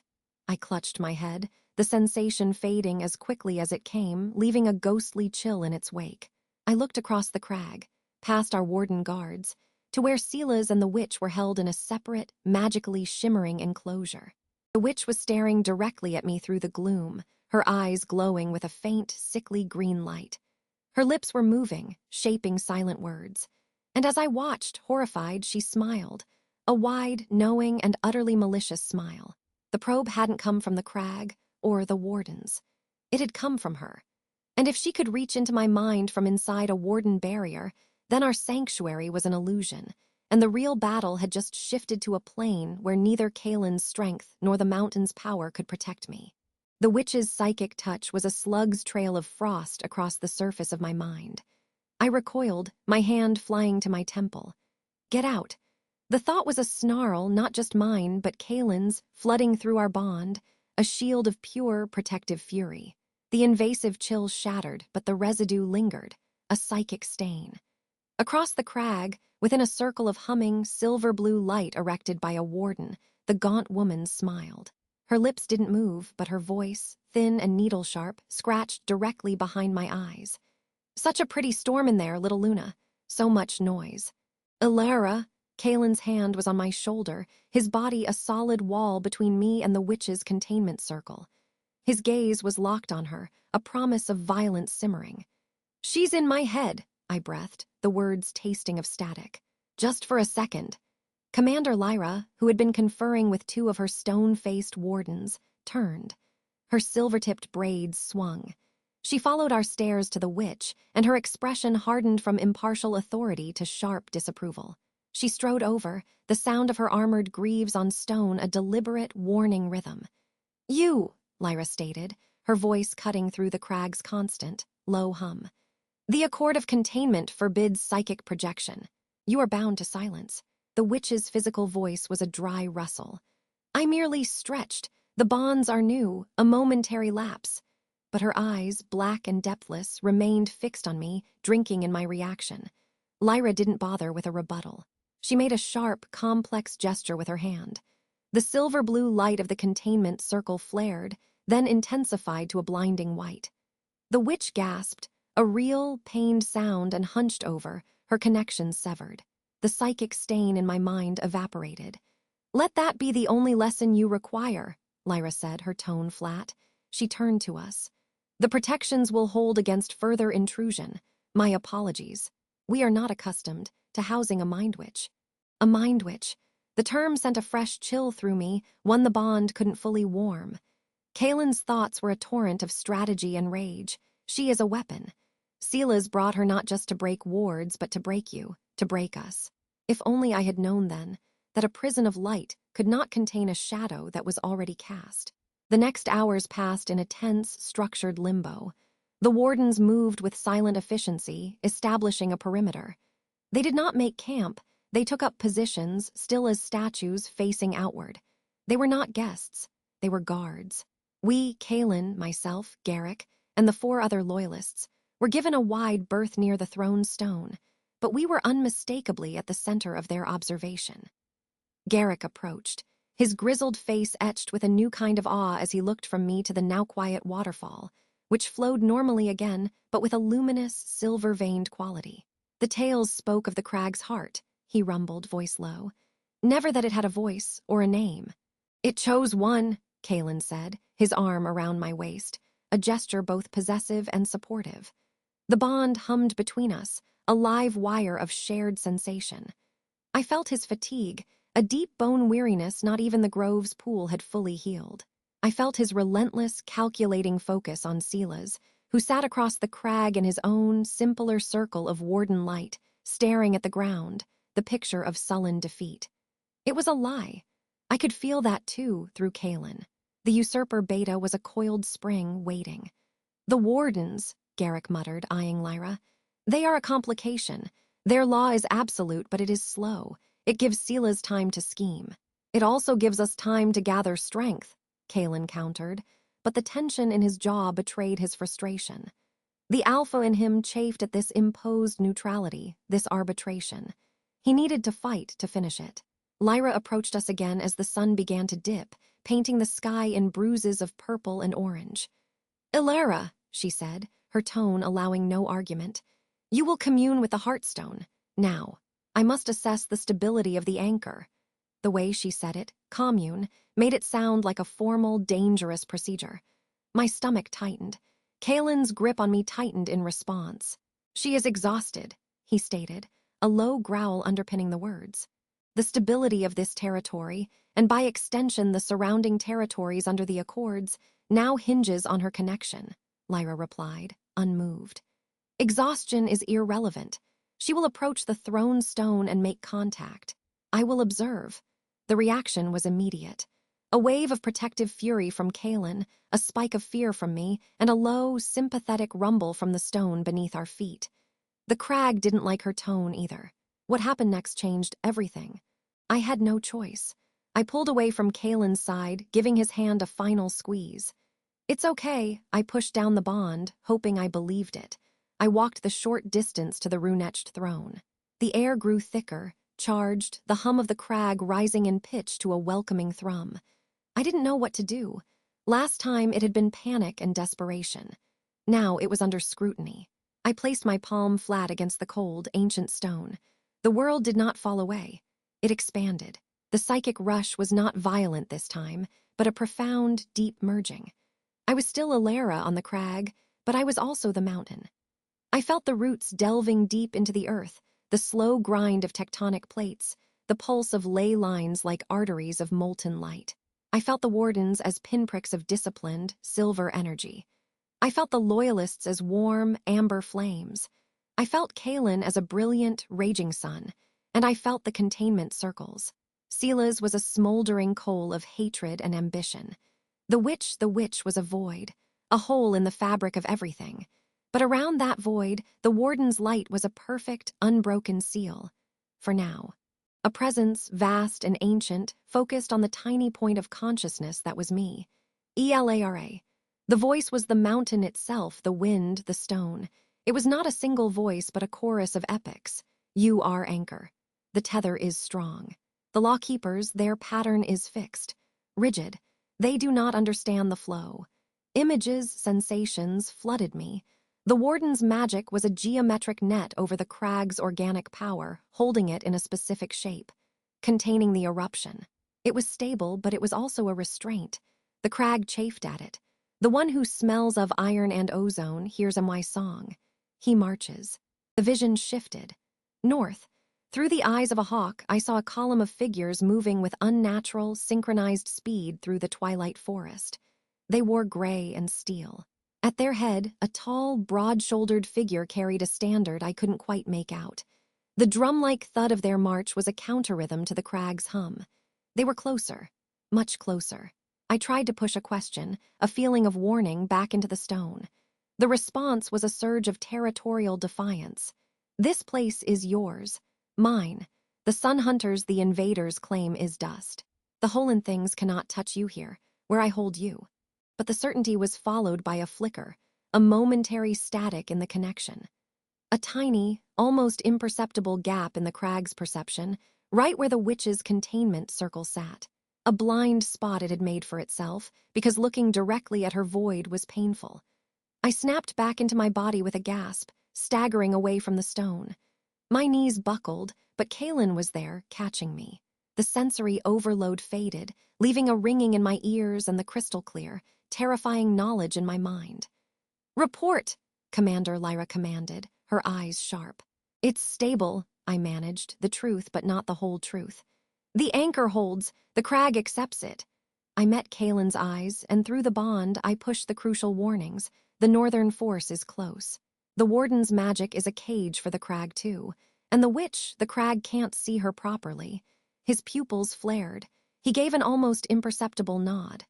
Lyra studied me for a long moment, then nodded, seemingly satisfied. Good. The situation is contained. The formal adjudication will begin at dawn.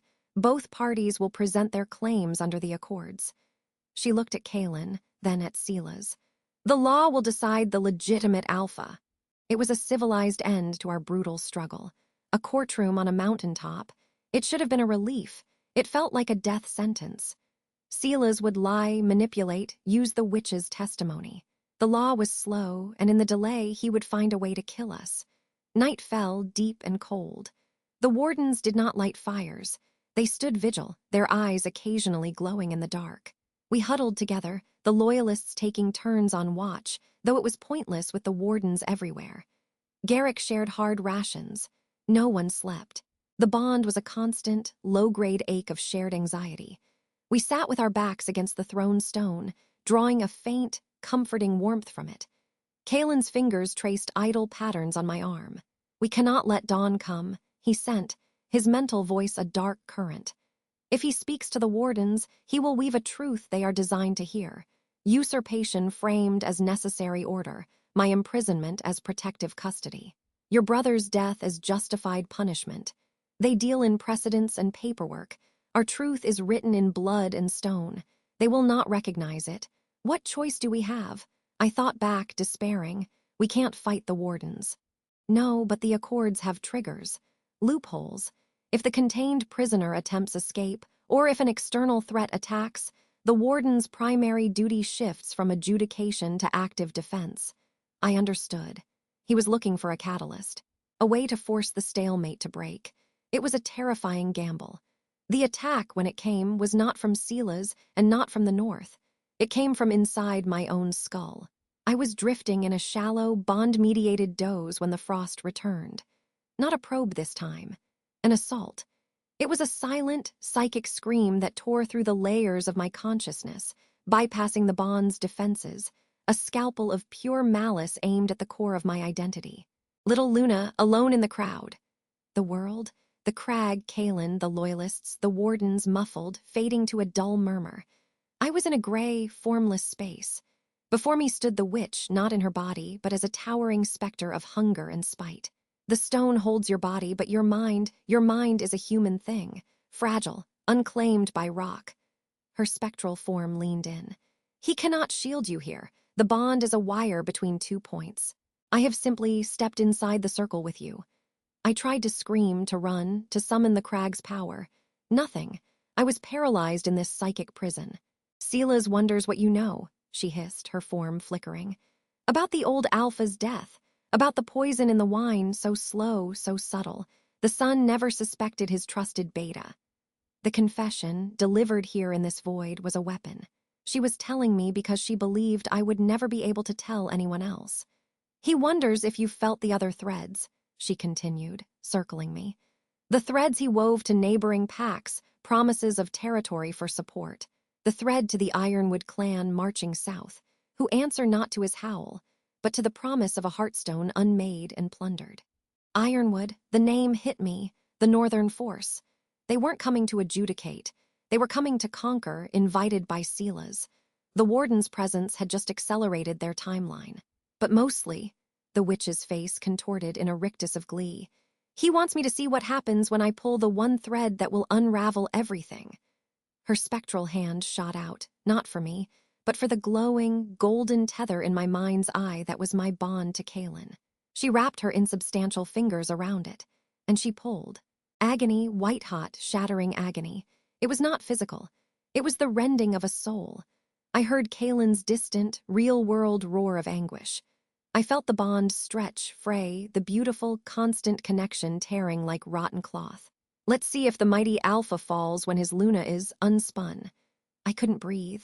I was dying in this gray place. The crag's power was miles away, on the other side of a wall she had built in my mind. Kaelin's presence was a fading star. This was how it ended. Not in battle, but in silent, internal annihilation. But she had made one mistake. She had pulled on the bond, and the bond did not only connect me to Kaelin. In that moment of exquisite, shared agony, as the thread frayed, it didn't just carry pain from him to me. It carried him to me, his will, his rage, his absolute, unbreakable refusal. A sunburst of golden light exploded in the gray void. Kaelin's consciousness, fierce and lupin and vast, slammed into the psychic prison alongside me. He was not a specter. He was a wildfire. "You touch what is mine!" His mental roar shook the foundations of her construct. The witch shrieked, recoiling, her form destabilizing. Her grip on the bond loosened for a fraction of a second. It was all we needed. Together, not as two entities, but as one single, furious force of rejection, we turned on her. We did not fight her with complexity or magic. We fought her with the sheer, overwhelming weight of a bonded will. We were the mountain's anchor and the mountain's alpha. We were claimed. The gray space shattered like glass. I jolted back into my physical body with a wrenching sob. I was on the ground, convulsing, Kaelin's arms locked around me, his own body trembling violently. Our bond was a ragged, painful wound, but it was there.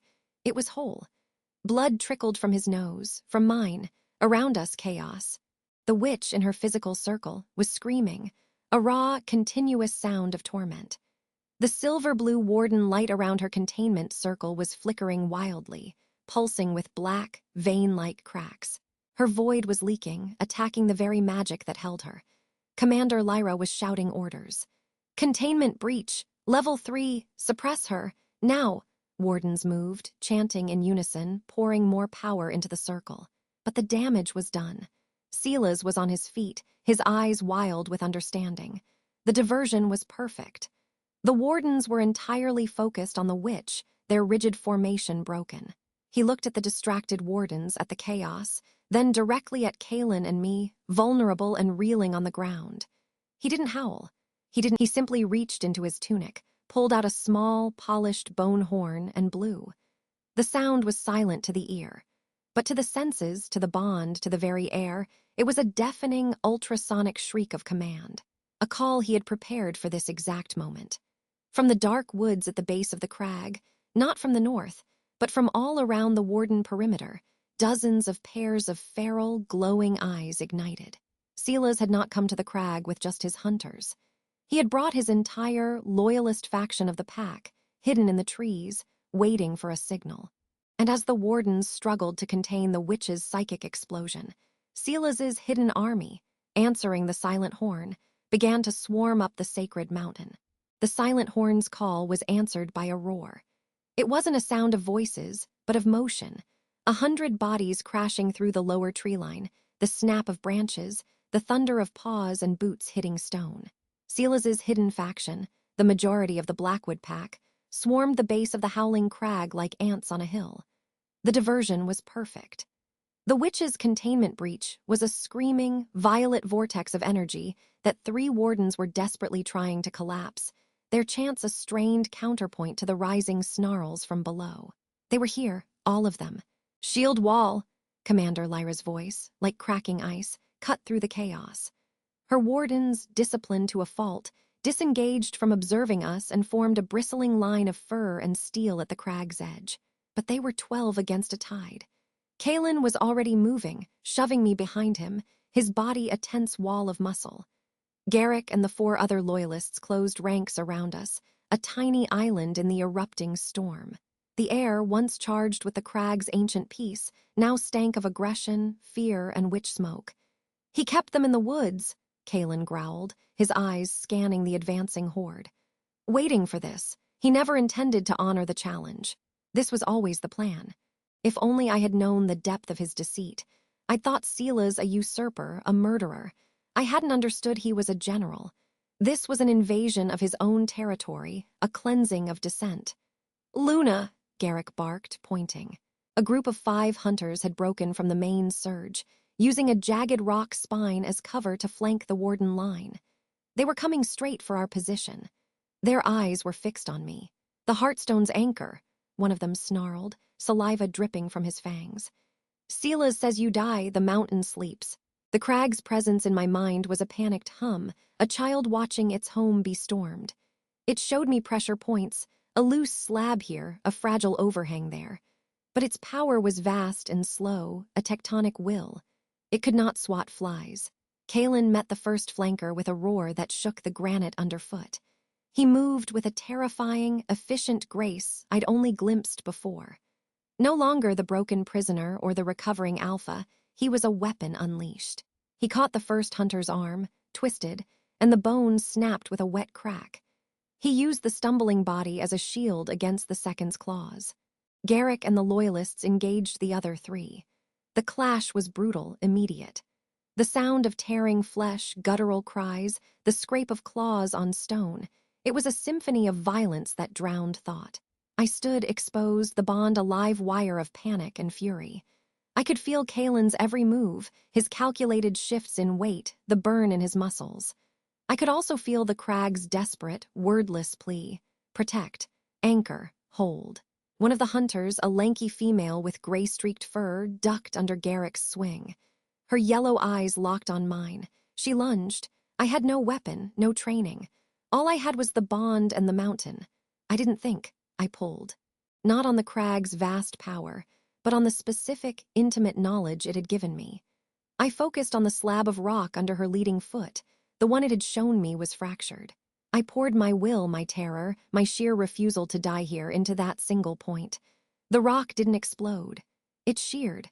With a sharp pop, the slab tilted violently. The hunter's foot plunged into a sudden crevice. A sickening snap echoed, followed by her shriek of pain as she fell, her leg trapped and broken at an impossible angle. She stared up at me, agony and shock warring in her eyes. I stared back, my breath coming in ragged gasps. I had done that, not the crag, me. Ilara! Kalen's mental shout was a warning. I spun. The fight around me was a blur. One Loyalist was down, clutching his side. Garrick was bleeding from his scalp, but the flankers were subdued or dead. The greater battle, however, was being lost. The Warden line was holding, but just barely. Silas's hunters fought with a frenzied, desperate strength, and Silas himself was not in the fray. I searched the chaos, my gaze darting until I found him. He stood on a promontory below, the witch beside him. Her physical form was convulsing, blood leaking from her nose and ears, but her hands were raised. She wasn't attacking the wardens. She was weaving something over the crag itself. A dark, shimmering net of energy began to coalesce in the air above us, a psychic, smothering blanket. She's trying to dampen the crag's spirit, to isolate you from it. Kalen's thought was sharp with understanding. Commander Lyra saw it too. Archers, the witch, she commanded. 2 wardens knocked arrows fletched with silver, but before they could loose, a new sound rolled over the mountain. Boom, boom, boom. It was the drumming march from the north, but it was no longer distant. It was here. At the base of the crag, emerging from the tree line in a disciplined, terrifying column, was a new force. They were larger than Blackwood wolves, their fur tinged with rust red, and their armor fashioned of dark, lacquered wood and polished iron. They moved in unison, their eyes cold and assessing. At their head marched a massive alpha with a braided iron-gray beard and a cloak of pine martens. The Ironwood clan. They didn't join the assault on the wardens. They simply formed a silent, imposing semicircle, blocking the only viable descent from the crag. They were not here to fight Silas's battle. They were here to watch and to claim the spoils. Silas's voice, amplified by the witch's failing magic or his own triumph, echoed across the stone arena. Behold, the Ironwood clan witnesses the fall of a weak lineage. The Heartstone will be unmade, its power harvested. This is the new age. His words were a poison in the air. I saw it hit the Loyalists, saw the despair in Garrick's eyes. We were trapped between a madman's horde and a mercenary clan, on a mountain that was under psychic siege. The witch's dark net descended. I felt it like a sudden muffling of my senses. The crag's hum in my mind grew faint, distant. A cold, oily pressure settled over my bond with Kalen, straining our connection. He staggered as if struck. No, I whispered. This couldn't be it, not after everything. The wardens were being pushed back, step by brutal step. The Ironwood Alpha watched, a faint, cruel smile on his lips. Silas was screaming orders, his face alight with vicious joy. What happened next changed everything. In the moment of deepest silence within me, With the crag's voice fading, I didn't reach for the mountain. I reached for the bond. Not just the mate bond with Kaelin, but the deeper, stranger bond the ritual in the silver circle had forged. The bond of blood, intent, and sacrifice. I focused on the memory of the cistern. The cold water, the chains, my brother's face. The last of my coins falling into the rogue's hand. The total, absolute cost. I poured that memory, that feeling down the bond to Kaelin. Not a thought, a truth. And then I did something reckless. I grabbed the oily, smothering net of the witch's magic with my own raw, untrained will, and I did not try to push it away. I pulled it in. I channeled it, along with my sacrifice and my truth, straight into the heart of my bond with Kaelin and, through it, into the fading connection with the crag. A circuit completed. The howling crag did not roar. It sighed. A vibration began, so deep it was felt in the teeth, not heard. The runes on the ancient throne began to glow, not with borrowed moonlight, but with a fierce internal gold. The light raced out from the throne in lines along the granite, like veins of molten earth, connecting every crack, every fissure. The witch's net shattered into harmless motes of shadow. She screamed, a raw, physical sound, and collapsed. The fighting stopped. Every wolf, Blackwood, Warden, and Ironwood froze, feeling the mountain wake up in a new, definitive way. The light converged on a single point in the very center of the plateau, not the throne, but the spot where I stood. The ground grew warm beneath my boots. A pillar of gentle, golden light erupted around me, holding me, humming with a frequency that matched my own heartbeat. From the light, a voice spoke. It was the crag's voice, but clearer now, personal. It echoed in every mind on the mountain. The anchor holds, the cost is recognized. The HEARTSDUNE is made. In the center of my chest, a warmth ignited, a solid singing knot of power. I looked down. Beneath my clothes, a soft, gold light pulsed against my skin. The unmade core of the mountain had found its shape. It had found its home. In me. Kaelin was staring at me, awe and ferocious pride blazing in his eyes. "Ilara," he breathed. But the revelation was not complete. The crag's voice continued, its attention turning outward to the assembled packs. "The Luna of the Stone SBEAKS for the mountain. Hear her." All eyes turned to me. Silas's were wide with incandescent rage. The Ironwood Alphas were calculating, intrigued. The Wardens were shocked, respectful. The Loyalists were full of desperate hope. The power in my chest was not violent. It was immense, heavy, and profoundly still. It demanded truth. It demanded consequence. I opened my mouth, not knowing what would come out. The words that left my lips were not my own, yet they were. They were the mountain's will, filtered through my heart, my pain, my cost. "The Blackwood Pack is under the protection of this mountain," I said, and my voice carried, clear and calm, to every ear. "Those who shed loyal blood on this stone are exiled. Their claim is forfeit." I looked directly at Silas's hunters. A wave of palpable energy, a feeling of profound unwelcome, rolled from the crag and over them. They stumbled back, whining, clutching their heads as the very territory rejected them. I then turned my gaze to the Ironwood Alpha. "You are not welcome here. The accords you smell are broken. Leave this border. The Silent Peak has witnessed." Commander Lyra stiffened, then gave a single, sharp nod of agreement. The legal weight of the Wardens now backed the territorial decree. The Ironwood Alpha's smile vanished. He looked from the awakened mountain to the disciplined Wardens to me, a human girl glowing with the heart of a god, and to Kaelin, who stood like a king beside me, his strength now backed by the land itself. The calculus of plunder had just shifted catastrophically. He snarled, a low, frustrated sound. Then, with a sharp gesture, he turned. His clan, with disciplined silence, began to retreat back into the northern trees, the drumming of their march fading. But Silas was not defeated. He was cornered, his plans in ashes, his followers scattered and psychically exiled from their own home. And a cornered beast is the most dangerous kind.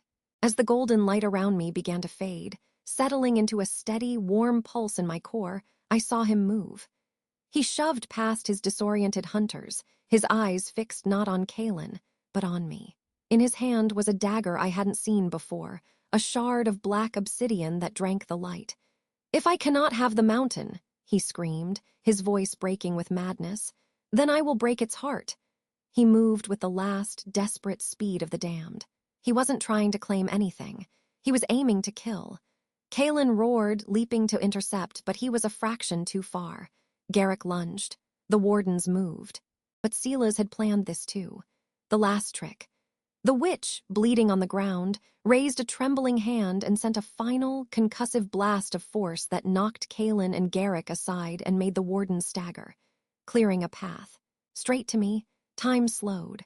I saw the obsidian blade, felt the murderous intent behind it. The new heartstone in my chest flared, a defensive burst of power rising, but Silas was already within striking distance. The dagger, aimed for my heart, began its descent.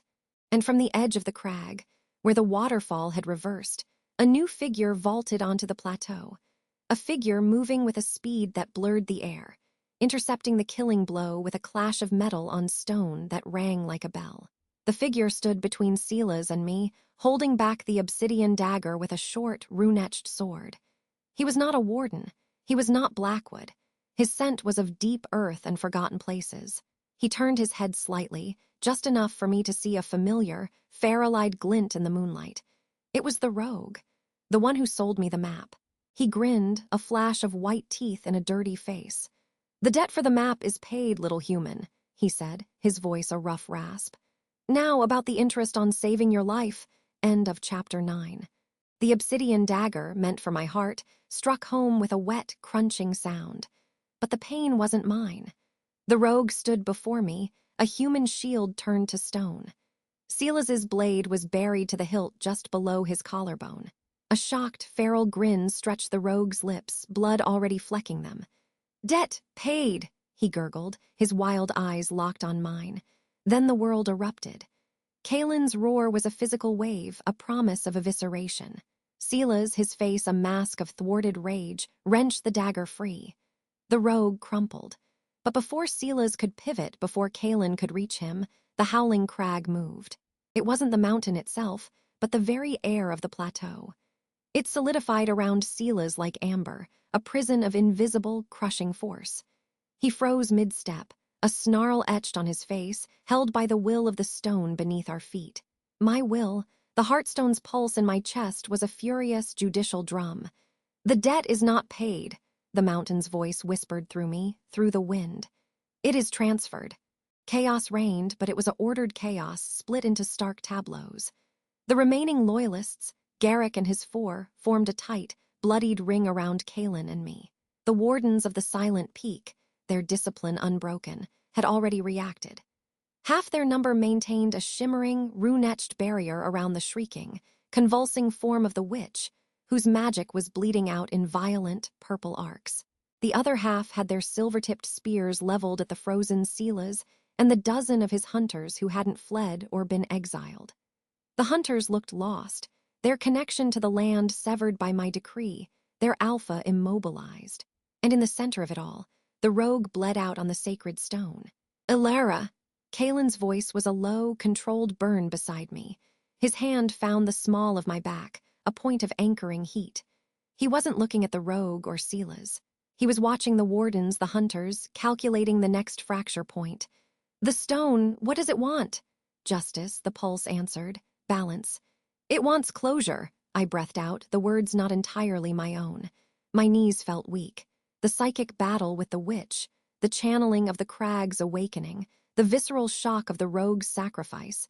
It was a tidal wave threatening to pull me under. I focused on the feel of Kalen's hand, on the ragged, wet breathing of the man dying at my feet. Commander Lyra strode forward, her armor clinking with a sound like frozen bells. She ignored Silas, her gaze piercing me. "The Heartstone is anchored. The territorial spirit is awake and adjudicating. This," she gestured at the scene, "is now a matter of law, our law. The accused usurper and the rogue magicuser are in our custody. The life debt is a territorial concern." Her eyes flicked to the rogue. "He will die without immediate intervention. Your intervention, Heartstone, the mountain's energy flows through you. You can seal the wound." "Why would she?" Garrick spat, wiping blood from his brow. "He's a rogue, a criminal. He saved her, but that was his debt to clear." The rogue's eyes, growing dim, found mine again. There was no plea in them, only a bleak, curious acceptance. He'd traded one death for another, a slow one in Greyport's shadows for a quick one on a sacred mountain. A fair trade, his expression said, but the Heartstone's pulse in my chest throbbed with a different truth.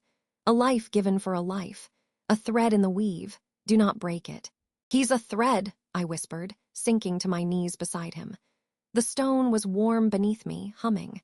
The obsidian dagger lay where Silas had dropped it, a sliver of void against the granite. I ignored it. My hands, trembling, hovered over the horrific puncture in the rogue's chest. Blood, dark and vital, welled with each fading heartbeat. "What are you doing?" Kaelin's question was tense. Protecting me was his instinct, and this, touching a dying, unknown rogue, was a vulnerability. "Paying a new debt," I said, and pressed my palms over the wound. What happened next changed everything. It wasn't healing, not as I understood it. I didn't knit flesh or bone. I connected. The Heartstone's power within me, the accumulated magic of sacrifice, of rage, of a mountain's slow justice, flowed out, but it sought a pattern. It found the rogue's life, a tangled, frayed knot of survival and bitter deals, and it did not smooth it. It reinforced it. It traced the hard lines of his will to live, the sharp edges of every betrayal he'd endured and delivered, and it coated them in stone dust and starlight. The wound didn't close with a glow. It scarred instantly, a raised, intricate pattern of what looked like mineral seams and tiny, fossilized fractures across his skin. His back arched off the ground, a silent scream in his throat. His feral eyes flew wide, not with pain, but with shock. The dimness in them receded, replaced by a new, terrifying light, the glint of quartz in a deep cave. He sucked in a ragged, loud breath. The sound echoed. Commander Lyra went very still. That is not healing. That is imprinting. The rogue shoved himself up onto his elbows, looking down at his chest, at my blood-smeared hands. He flexed his fingers. "I feel the mountain," he rasped, awe and horror mingling in his voice. "In my bones. A weight. You are bound," the mountain's voice sighed through the pines. "A life for a life. Your debt to the Heartstone is now eternal. You are its warden, its hound. You walk its shadow until it crumbles to dust." The rogue, no, the hound, looked at me. The wildness was still there, but it was focused now, tethered. To me, to the stone. He gave a slow, shaky nod. "Seems I traded a map for a mountain." He climbed to his feet, moving with a new, grounded solidity. He didn't join the loyalists or the wardens. He simply took 3 steps back and stood, a solitary, scarred sentinel between me and the frozen Silas. The tension on the plateau spiked again, a new variable introduced. Kaelin watched the hound with the scrutiny of a general assessing a new weapon. "Useful," he murmured, only for me. Then his gaze swung to Silas, trapped in his invisible vice. "Now we finish this." Commander Lyra stepped forward again, her authority reasserting itself. "The wardens of the Silent Peak will try the usurper Silas and the rogue witch for crimes against the ancient accords. The murder of a rightful alpha, the corruption of pack bonds, and the assault on a sovereign territorial spirit. Judgment will be passed at the Silent Peak itself." "No!" The word was Kaelin's, flat, final. All eyes turned to him. His crimes were against my pack, my father, my mate. The possessive pronouns were stones dropped into a still pool. "His judgment will be delivered by my fangs, on my land. That is the old law, the pack law. Your accords respect that, Warden, do they not?" Lyra's expression was unreadable. "They do, but the spirit of this place is now awake and anchored in a human Luna. Its stability is a concern for all territories. A formal execution under our oversight could be arranged, but the risk of the Heartstone's volatility." "The Heartstone wants his blood on the stone," I interrupted, the certainty cold and clear within me. I looked at Silas, at the hatred burning in his trapped eyes. I thought of my brother's last moments, of the casual cruelty in Silas's taunt. "It wants the balance restored here, where the corruption began, not in some distant peak. If only I had known what asking for that would unleash." Lyra studied me, then Kaelin. She gave a sharp, conceding nod. "So be it. Under Warden oversight, the rightful alpha may challenge the usurper for the mantle. A fight to the death, clean, traditional. It will settle the pack's spiritual debt and satisfy the mountain's thirst for justice. She raised a hand. The invisible force holding Sila's vanished. He staggered, catching himself, his hand going to where his dagger had been. His eyes darted, to his disgraced hunters, to the wardens, to the hound who now watched him with quartz-glint eyes, to Kaelin. Kaelin was already stripping off his torn shirt. The wounds from the cistern were healed, but the older scars mapped his skin, a history of violence. His power, no longer poisoned, radiated from him like heat from a forge. Beta Silas, he said, the title a curse. You stole this pack with poison and lies. You tortured its alpha in wolfsbane filth. You murdered an elder for sport.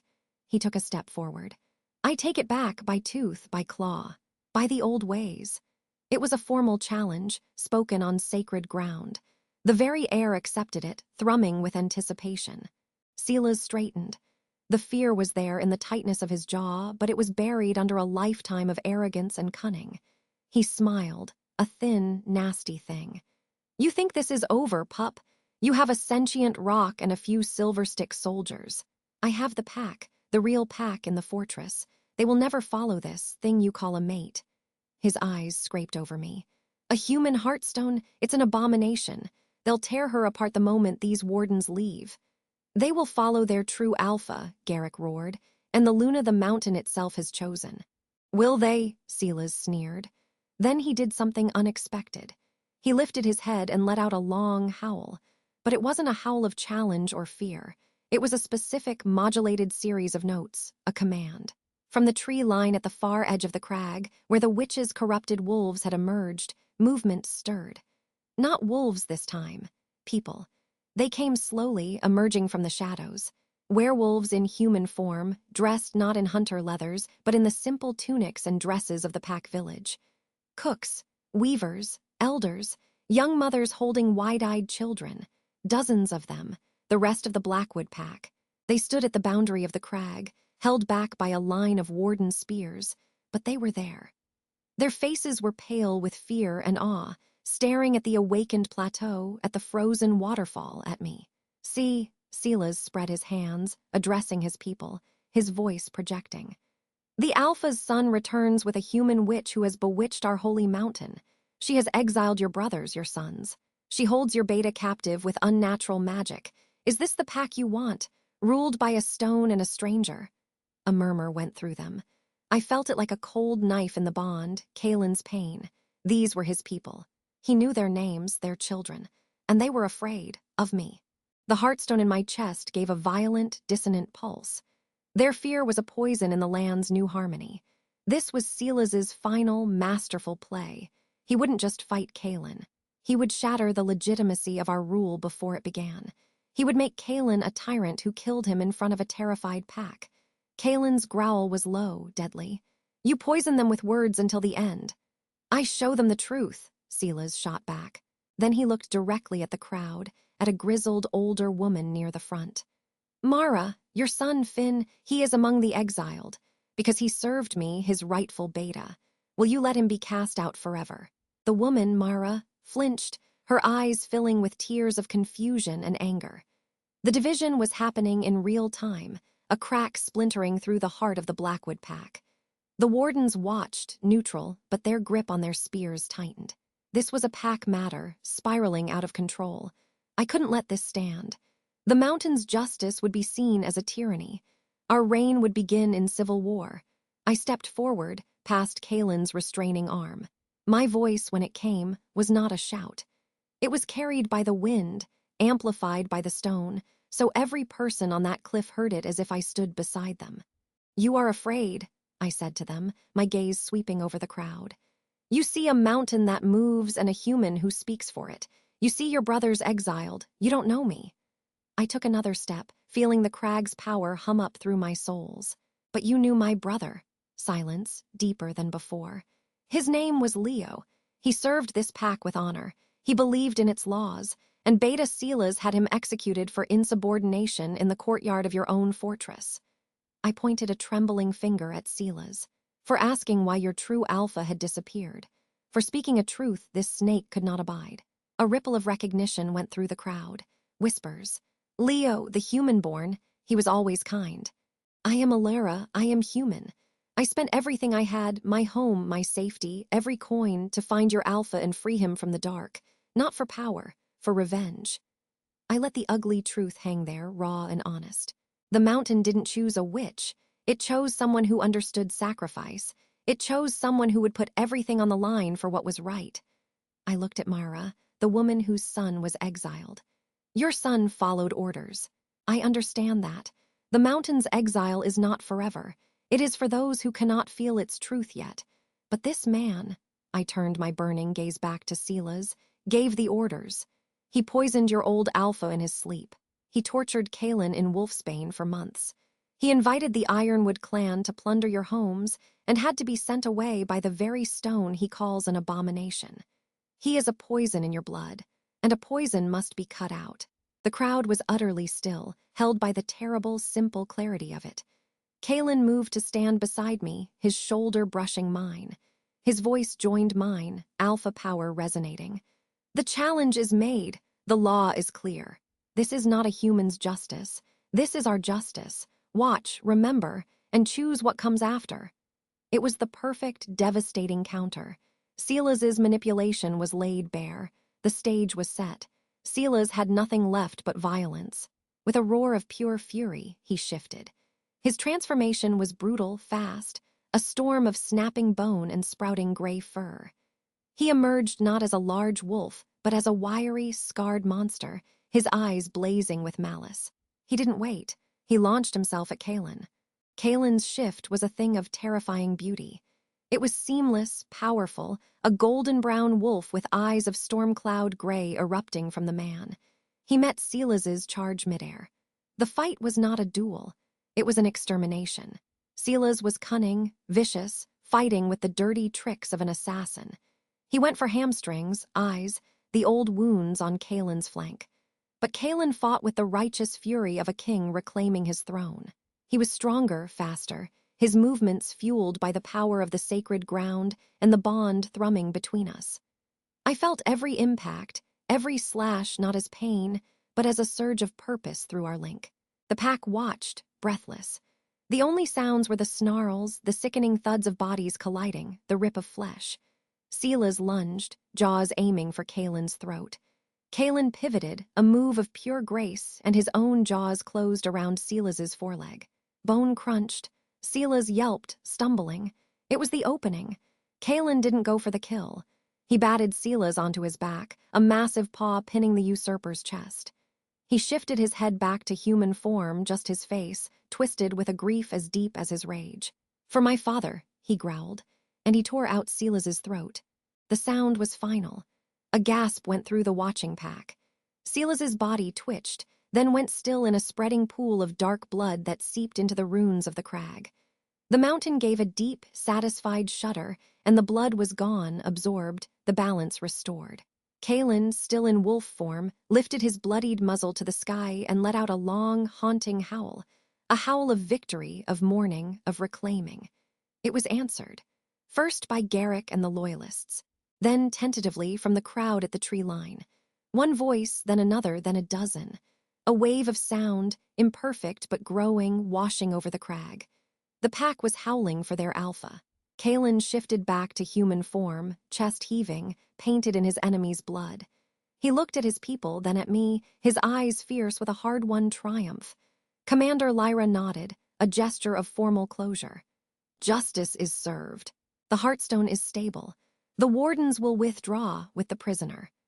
She gestured to where the witch was still contained, now silent and watching with eyes of pure, unadulterated hatred directed at me.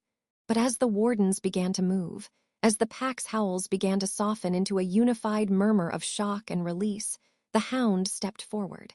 He wasn't looking at the crowd or Kaelin. He was staring at the tree line, his new, quartz-glint eyes narrowed, his head cocked as if listening to a distant song. "Alpha," the hound said, his voice a gravelly rumble that carried. "Luna," the crowd quieted. Kaelin turned. The hound's scarred face was grim. "The mountain, it hears something. Through me, something you need to know." He walked to the very edge of the plateau, where the reversed waterfall now flowed normally again, and pointed north, beyond Blackwood territory, toward the distant, jagged peaks. The Heartstone's awakening, it wasn't just a signal. It was a beacon. He looked back at me, his feral gaze now filled with a dread that chilled my blood. And something that was sleeping has heard it. It's coming. And it's hungry for what you've just made. The hound's words hung in the air, colder than the mountain wind. A sleeping, hungry entity is now coming. The triumphant howls of the Blackwood pack died in their throats. The silence that followed was profound, broken only by the distant, ominous drumming from the north, the sound that was not drums at all, but marching feet. The Ironwood clan had retreated. This was something else. Kalen's hand, still slick with Silas's blood, found mine. His grip was iron. "Where?" he demanded, his alpha voice cutting through the dread. He wasn't speaking to me or to Lyra. He was speaking to the mountain, through its hound. The hound, my hound, the thought was instinctive now, tilted his head, his feral eyes seeing something far beyond the crag. He breathed in, and the scent he pulled in made his lip curl back from sharp teeth. The deep ice. The places between peaks where even wolves do not hunt. It has slept for centuries. Your beacon, his eyes flicked to me, was a dinner bell. Commander Lyra's posture shifted from observer to commander in a heartbeat. Wardens. Perimeter secure. Magical dampeners at full strength. I want a spectral analysis of that northern approach now. Her soldiers moved with silent efficiency, but her gaze was on me. Heartstone, can you feel it? Can the mountain sense its approach? I closed my eyes, trying to quiet the roaring triumph and terror in my own soul. I reached for the deep, resonant hum of the Heartstone within me. It was there, a core of solid, singing power. But around its clear note, a distortion. A pressure like a storm front pushing against the sky. It was distant, but it was moving. A vast, cold hunger. "Yes," I whispered, then louder. "Yes, it's heavy, and it's getting closer." "Can you define it?" Lyra pressed. "Spirit beast. A plague of mind. All of it," the hound answered for me, his voice a low growl. "And none of it. It is the hunger that remains when a world dies. It consumes magic, life, will." Garrick stepped forward, his loyalists at his back. "Then we fight. The pack is whole. The Alpha has returned. The Luna holds the mountain." The small crowd of villagers, cooks, weavers, children clutching their mothers' legs, murmured, fear battling with newfound loyalty. Kalen released my hand and turned to face them, his broad back a shield between his people and the northern dark. "You will not fight this," he declared, his voice carrying absolute authority. "You will retreat to the fortress, to the deepest halls. Garrick, you will lead them. Secure the granaries, the armory, the spring. Prepare for a siege, but the siege is not against wolves. It is against the end of stories." "My Lord Alpha, we can stand with you," Garrick began. "You will guard our future," Kalen roared, and the crag trembled in agreement. "The pups, the elders, the heart of our home, that is your battle. This," he jerked his chin toward the endless night to the north, "is mine. Ours," his eyes met mine. The ours was for me, for the wardens, for the bound creature at my side. What happened next changed everything. It wasn't a choice. It was the mountain deciding. A deep, grinding groan vibrated up through the stone beneath our feet. The runes on the ancient throne blazed with silver fire, not the soft glow of before, but a fierce, defensive light. From the edges of the crag, the stone itself began to move.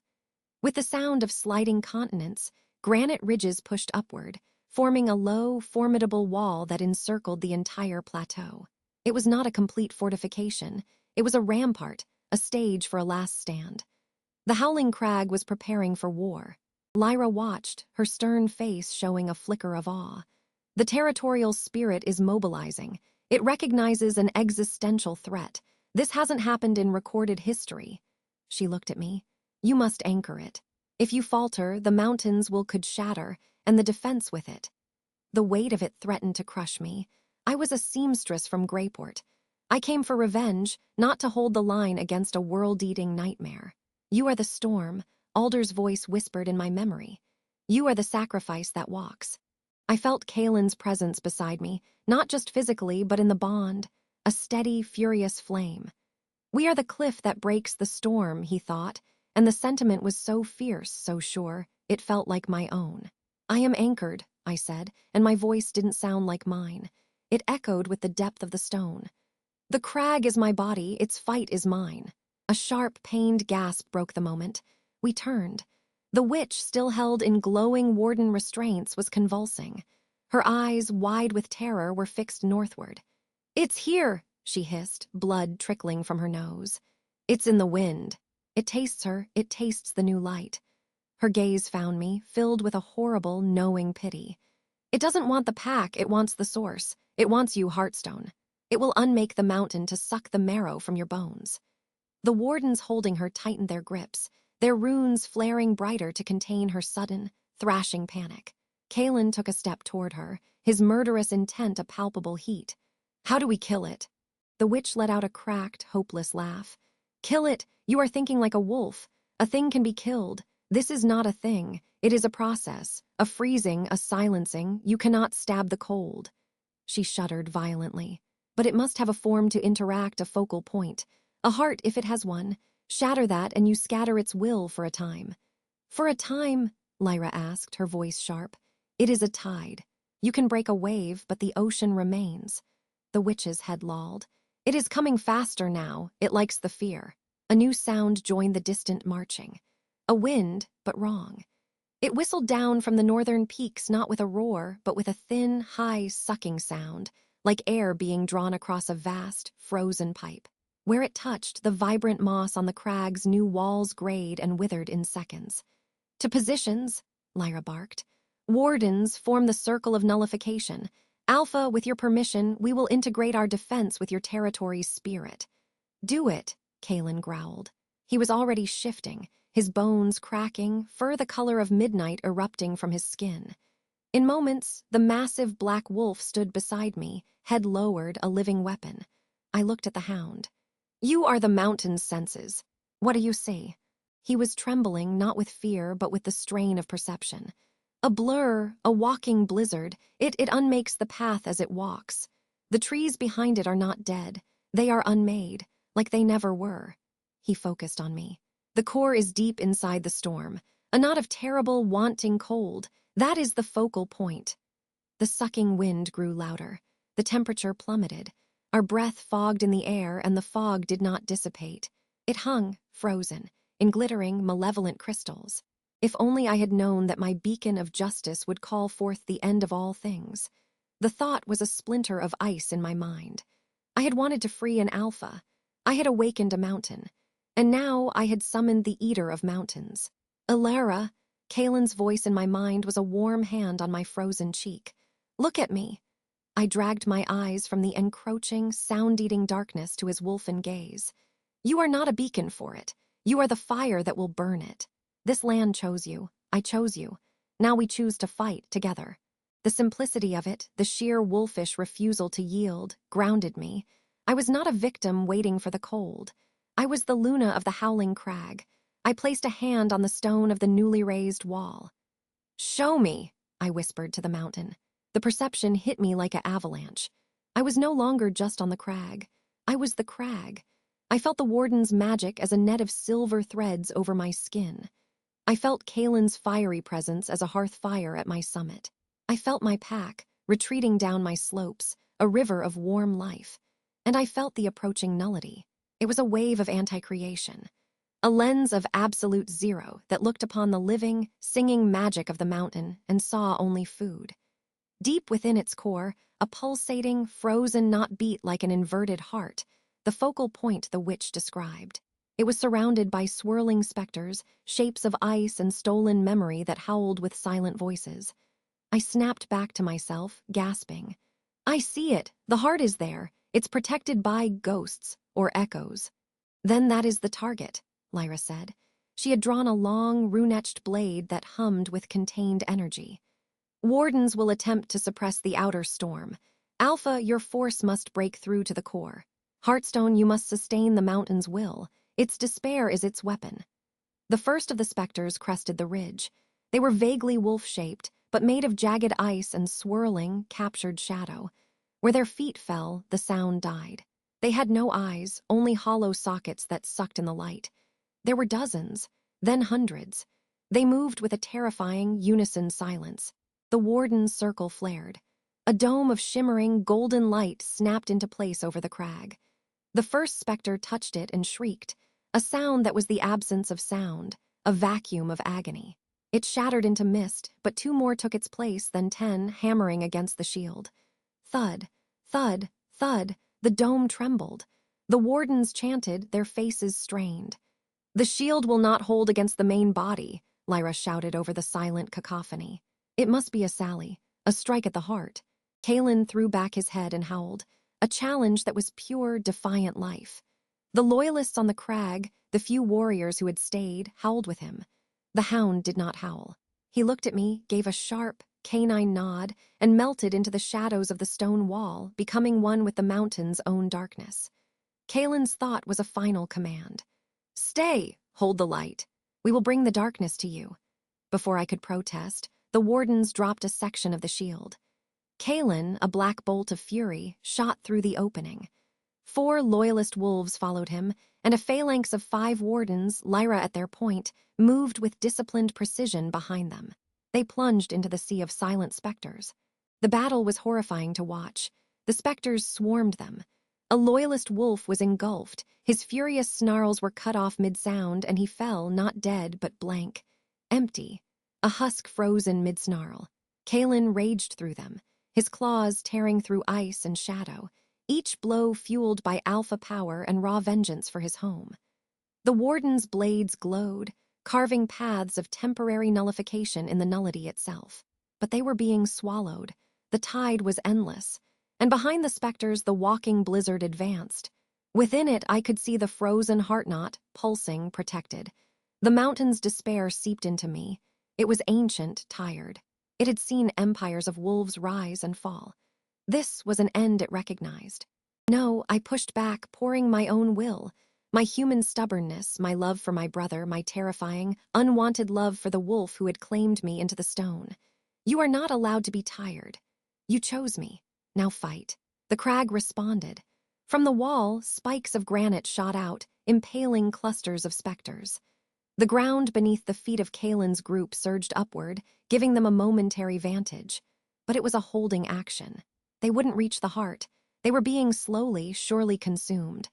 A plan, desperate and insane, crystallized in my mind. The witch's words, "It wants the source, it wants you." It was a predator. And the best way to draw a predator away from its prey was to offer it better prey. I reached out through the bond, not with fear, but with a crystal-clear image. "Kalen, fall back. Now, draw them to the walls." His rage and denial blasted back. "No, trust me." I sent, imbuing the thought with every ounce of my certainty, with the mountain's own stubborn power. "Bring them to me." A moment of agonizing static filled the bond. Then, a wave of furious, protective acceptance. He howled, a retreat signal. The surviving loyalists and wardens disengaged, fighting backward toward the crag. The specters and the sucking, silent cold followed, converging on their retreat. On my position. Lyra, bleeding from a cut on her temple, saw me standing alone on the wall. "Heartstone, what are you doing?" "What it wants," I said, my voice calm. I opened myself. Not just my will to the mountain. I opened the beacon. I reached into the core of the Heartstone within me and I pulled, not hiding its light, but amplifying it. I became a star of living earth and defiant spirit, shining on the crag. The effect was instantaneous. The spectral army halted. The sucking wind died. The entire, terrible attention of the approaching entity focused on me, a single, blazing point of warmth in its frozen universe. The blizzard parted, and the focal point, the frozen heartknot, floated forward. It was a sphere of absolute blackness, so dark it hurt to look at, rhymed with impossible frost. Around it, the air screamed silently. It hovered, pulsating at the edge of the crag's wall, mere yards from me. It didn't speak. It projected. A wave of psychic force hit me, carrying images. The mountain, dead and gray, a silent tomb. The pack, frozen statues. Kalen, a beautiful, icy sculpture of a wolf, forever mid-howl. Me empty, my light sucked dry, a vessel for the endless cold. It was an offer, an inevitability. Cease. It is easier. My knees buckled. The despair was a physical weight. I felt the mountain's spirit waver. Then, from the shadow at the base of the wall, a single, familiar form lunged. The hound. He moved not like a wolf, but like a spear of shadow thrown by the mountain itself. He bypassed the specters, ignored everything, and launched his body directly at the floating, frozen heart. He did not attack it with tooth or claw. He embraced it. He wrapped his arms around the sphere of nullity, and a scream tore from his throat, a real, raw, agonized sound that shattered the silence. Frost exploded outward, covering him instantly in a thick, crystalline shell. The dark sphere pulsed inside his chest, visible through the ice. He had done the only thing he could. He had given the entity a physical, mortal heart to focus on. His. No! The cry was mine, but it was also the mountain's. The hound's ice-encased eyes found mine. There was no fear in them, only a final, fierce loyalty. Then the light in them winked out. The entity, its focal point now trapped inside a dying, frozen vessel, reeled. The specters wavered, their forms becoming indistinct. The blizzard swirled in confusion. Kalen saw the opening. With a roar that shook the very stars, he gathered the last of his strength and leaped. He soared over the wall over me, a black comet against the dead sky. His claws, glowing with the last embers of his alpha power, swept down in a final apocalyptic arc. He did not strike the sphere. He struck the hound. The ice shell and the heart within it shattered. A soundless, blinding wave of pure release exploded outward. It knocked everyone on the crag from their feet. The spectral army dissolved into motes of fading frost. The sucking wind ceased. The crushing, hungry presence simply vanished. The silence that returned was the normal, blessed silence of a cold mountain night. I scrambled to my feet, slipping on frost, my heart a frozen knot of my own. There, in a circle of shattered black ice, lay the hound. His body was limp, frostbitten, a gaping, crystallized wound over his heart where the sphere had been. And beside him, panting, fur matted with ice and ethereal blood, stood Kalen in his human form, his face a mask of grim sorrow. I stumbled to them, falling to my knees beside the hound. No breath fogged the air before his mouth. His chest was still. I placed my hands on him, reaching for the Heartstone's power, for the healing light that had saved him once before. Nothing answered. The mountain's power within me flowed, but it washed over him like water over stone. There was nothing to heal. The entity hadn't just killed him. It had consumed the essence the mountain had imprinted on him. It had unmade the bond. He was gone, truly gone. A sob ripped from my throat. This strange, feral creature, bound to me by debt and magic, had sacrificed himself for the mountain. For the pack. For me. Kalen's warm, heavy hand came to rest on my shoulder. He chose Alara. He was the mountain's weapon, and he found its target. I looked up at him, tears freezing on my cheeks. He was a person. He was a guardian, Lyra said, approaching slowly, her warden blade lowered. Her voice held a new respect. And his sacrifice has scattered the entity's will. We have time. Not much, but some. As if summoned by her words, a low, distant crack echoed from the northern peaks. Not a drum, not marching. It was the sound of ice, miles thick, splitting open. Then a new howl rose on the wind. It was not one voice, but thousands, twisted into one. It was a sound of rage, of loss, of a hunger now personally, grievously offended. The hound had shattered its focal point. But the witch was right. We had only broken a wave. The ocean remained. And now it was angry. The entity wasn't gone. We had wounded it. And from the sound of that shattered, furious howl tearing across the stars, it was coming back. Not as a silent process, but as a conscious, vengeful force. And it was bringing its army with it. The silence after the cataclysm was worse than the roar. It was a held breath, a mountain waiting for the other boot to drop. The northern peaks, where the entity's heart had shattered, now pulsed with a low, sickly light. It wasn't gone. It was thinking. And in the hollow space where my bond with the hound had been, there was only a silent, screaming wind. I crumpled to my knees on the cold granite, the phantom pain of a severed connection lancing through my chest. It wasn't grief yet. That would come later, a tidal wave of guilt and sorrow. This was shock, a vital piece of my new world violently excised. The mountain's spirit rumbled in shared anguish beneath me. Kalen was at my side in an instant, his hand on my shoulder, his own exhaustion and pain a dull throb through our bond. He was bleeding from a dozen shallow cuts, his clothes torn, but his gaze was fixed on the north. "It's reforming," he growled, his voice raw. "It's learning." Commander Lyra approached, her warden armor scarred with frost and strange, non-melting ice. Her usual detached authority was gone, replaced by a stark military urgency. "The tactical reprieve will be measured in hours, not days. That was a probing attack, a test of your defenses. It failed. The next assault will be its full attention." "We held," Garrick argued, heaving for breath, his axe notched. He gestured to the loyalists and wardens regrouping on the fortified plateau. The spectral army was gone, but so were 3 of our fighters. The cost was written in the blood on the stone. "We held its finger," Lyra corrected, her tone leaving no room for debate. "It sacrificed a fragment to understand the strength of the anchor." Her silver eyes locked on me. "You. It knows you now, Heartstone. It knows your light, and it hungers for it specifically."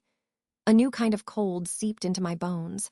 I was no longer just a symbol or a key. I was prey. "What do we do?" My voice sounded small, but it carried on the still, charged air. "You fortify," Lyra stated. "The mountain is your body, you must make it a fortress. But stone alone will not stop what comes. You need a weapon it does not expect." Kalen's grip tightened on my shoulder. "A weapon, we shattered its heart. And made it angry," Lyra said. "It is a force of negation. It unmakes. Your power, Luna, is one of creation, of binding. It is your fundamental opposite. To fight unmaking, you must create something so vital, so alive, that its very existence burns the void." "Create what?" I asked, despair creeping in. "I can't just make a new sun." "No," Lyra agreed. "But you can remind the land of what it fights for. The entity feeds on silence, on emptiness, on stolen memory. You must give the land a memory it cannot steal. A story written in light and blood that even the void cannot erase." The concept was too vast, too abstract. I was a former laundress and part-time thief, not a goddess. I looked at Kalen, seeking his grounded fury, his simple, clear purpose. But in his eyes, I saw the same daunting realization. This was beyond an alpha challenge. This was a war for existence. "How?" was all I could manage. Lyra pointed north, toward the pulsating glow. "You must go to it." A collective shock ran through the loyalists. Garrick stepped forward. "You just said the next assault would be its full strength, and you want our Luna to walk into its teeth." "Not into the heart of the storm," Lyra clarified, though her words offered little comfort. "To the edge, to the place where Blackwood territory ends and the dead peaks begin. The Howling Crag is your stronghold, but its power is rooted here. You must extend its influence. Plant a seed of your light in the Shadow's doorstep. A beacon of defiance. A memory for the mountain to hold onto when the silence comes." Kalen released a low, dangerous rumble. "You're talking about a suicide run. She's the anchor if she falls." "If she does not do this, the anchor will be swallowed whole," Lyra interrupted, her voice finally showing a crack of emotion. "I am a warden of the Silent Peak. My order was founded after the last time such a hunger stirred. We exist because it was not defeated then, only contained. The records speak of a coring, a place where the world is thin. Your northern border is such a place. It must be sealed from your side, with your power, or it will be the gate through which everything ends." The weight of history, of an entire order's purpose, crashed down upon us. The wardens weren't just observers. They were the last line of defense from a forgotten war. "I'll go," Kalen said, his tone leaving no room for argument. "I am Alpha. The land answers to me. I will take the fight to its doorstep." "It doesn't want you," I said softly, the truth clicking into place with terrible clarity. I stood up, my legs trembling but holding. The hollow ache where the hound had been was filling with a cold, clear resolve. "It wants the light. It wants the Heartstone. It called me New Light." Lyra's right. It has to be me. The protest in Kalen's soul was a thunderclap in my own. "No, never. I will not lose you." The words didn't leave his lips, but they shook the bond between us. "You won't lose me," I said aloud, meeting his stormy gaze. I reached for his hand, lacing my bloodied fingers with his. "You'll be with me every step. The bond doesn't break at the border, does it?" I looked to Lyra. she considered. The connection will strain. It may distort, but it should hold. Then I go, I said, the decision solidifying into certainty. But not just us. The mountain comes too. I closed my eyes, not to shut the world out, but to listen inward. To the deep granite consciousness beneath my feet. It was grieving, angry, ready to fight. I showed it not a wall, but a route. A single, stubborn taproot driving north, through stone and frozen river, toward the sickly pulse. A conduit for its will, a path for us to walk. The crag shuddered. At the very northern edge of the plateau, where the new wall met the cliff face, the granite flowed. It reshaped itself, not into a higher barrier, but into a narrow, descending bridge, a spine of living rock that arched out over the treacherous foothills before plunging down to meet the old forest road north. It was a road only the mountain could make, and only its heartstone could walk. The gasps from the loyalists were sounds of awe and terror. "The path is made," I said, opening my eyes. "It will last only as long as I sustain it. We go now. While it's still reforming, while it might still be surprised." Kalen searched my face, his alpha's instinct to protect at war with the strategic truth. Finally, he gave a sharp, reluctant nod. "Garrick, you hold the crag with Commander Lyra. If that bridge fails, be ready for everything." Garrick thumped his fist to his chest. "We'll be here, Alpha, Luna." The journey across the mountain's bridge was like walking on a frozen nerve. The granite was warm underfoot, humming with directed power, but on either side the world fell away into dizzying drops. The wind here had a voice, and it whispered with stolen sounds, the echo of a child's laugh, a fragment of a forgotten song, all rendered hollow and cold. We moved in silence, Kalen a half-step ahead, his senses flung wide. The further north we went, the more the bond between us stretched like a wire under tension. The comforting warmth became a thin, hot line. I could still feel his heartbeat, but it was distant, like hearing drums through a thick fog. "I'm here," I thought down the bond, pouring all my certainty into it. "I feel you," came the response, strained but solid. "The air is getting thinner." Not just air, magic. He was right. The landscape below was dying. Trees stood as gray, brittle skeletons. No birds called. The only sound was the moaning wind and the low, ever-present thrum from the pulsating peaks ahead. The sky was a bruised purple, day and night meaningless here. After an hour of walking the stone spine, we reached its end. The bridge tapered to a point, hovering above a desolate, frozen pass, the official northern border of Blackwood. Ahead, the land rose into sharp, black peaks glowing with that same sickly internal light. The coring. The mountain's path could go no further. This was the limit of its strength, pressed against the domain of the unmaking. "This is the place," I whispered, my breath pluming in the suddenly frigid air. The cold here bit deeper than temperature. It was an absence of warmth, of life, of hope. Kalen shifted, his muscles coiling. I can feel it watching, from 1,000 places at once. I knelt at the very tip of the granite bridge, placing my palms on the warm stone. This was the task. Create a memory. Plant a seed. I had no idea how to begin. I thought of my brother, Leo, his smile, his stupid jokes, the way he'd always believed in a better pack. A memory. I pushed that memory into the stone, imagining it like a seed. Nothing happened. The granite remained granite. The void thrummed. "It's not enough," I said, despair rising. "A single memory is just a whisper. It'll get stolen like all the others." "Then don't give it a memory," Kalen said, his voice a low vibration in the dead air. He knelt beside me, placing his large, scarred hand over mine on the stone. "Give it a vow." He looked at me, and through the strained bond, he didn't push a memory. He pushed a feeling. The ferocious, protective love that had claimed me in the cistern. The grudging respect that had grown in the woods. The absolute, unwavering unity that had sealed in the silver circle. It was messy and painful, and defiantly, stubbornly alive. It was our story. I opened myself, adding my own thread. My grief for Leo, my terror in the cistern, my shock at the claim, the stubborn will to survive, the discovery of power, the crushing loss of the hound, the love for this fierce, broken man beside me that had grown, not despite the chaos, but within it. We didn't whisper to the stone. We screamed into it. a symphony of two lives, forced together, forged in vengeance, and tempered into something unbreakable. We poured it not as a gentle planting, but as a declaration of war, a spike of pure, chaotic, living emotion driven into the threshold of the void. The granite bridgehead bloomed. It wasn't a flower of flesh, but of light and crystalline stone. A complex, jagged mandala of silver and obsidian erupted from the rock, pulsing with a warm, golden light. It was beautiful and fierce, fragile-looking yet radiating immense, stubborn power. The Howling Crag's signature hum echoed from it, a clear, defiant note in the silent waste. For a moment, the sickly thrumming in the peaks paused. The whispering wind died. Then, the void reacted. The pulsating light in the nearest peak coalesced, focusing into a single beam that lanced down, not at the beacon, but at the space between Kaelin and me. It struck the stretched bond.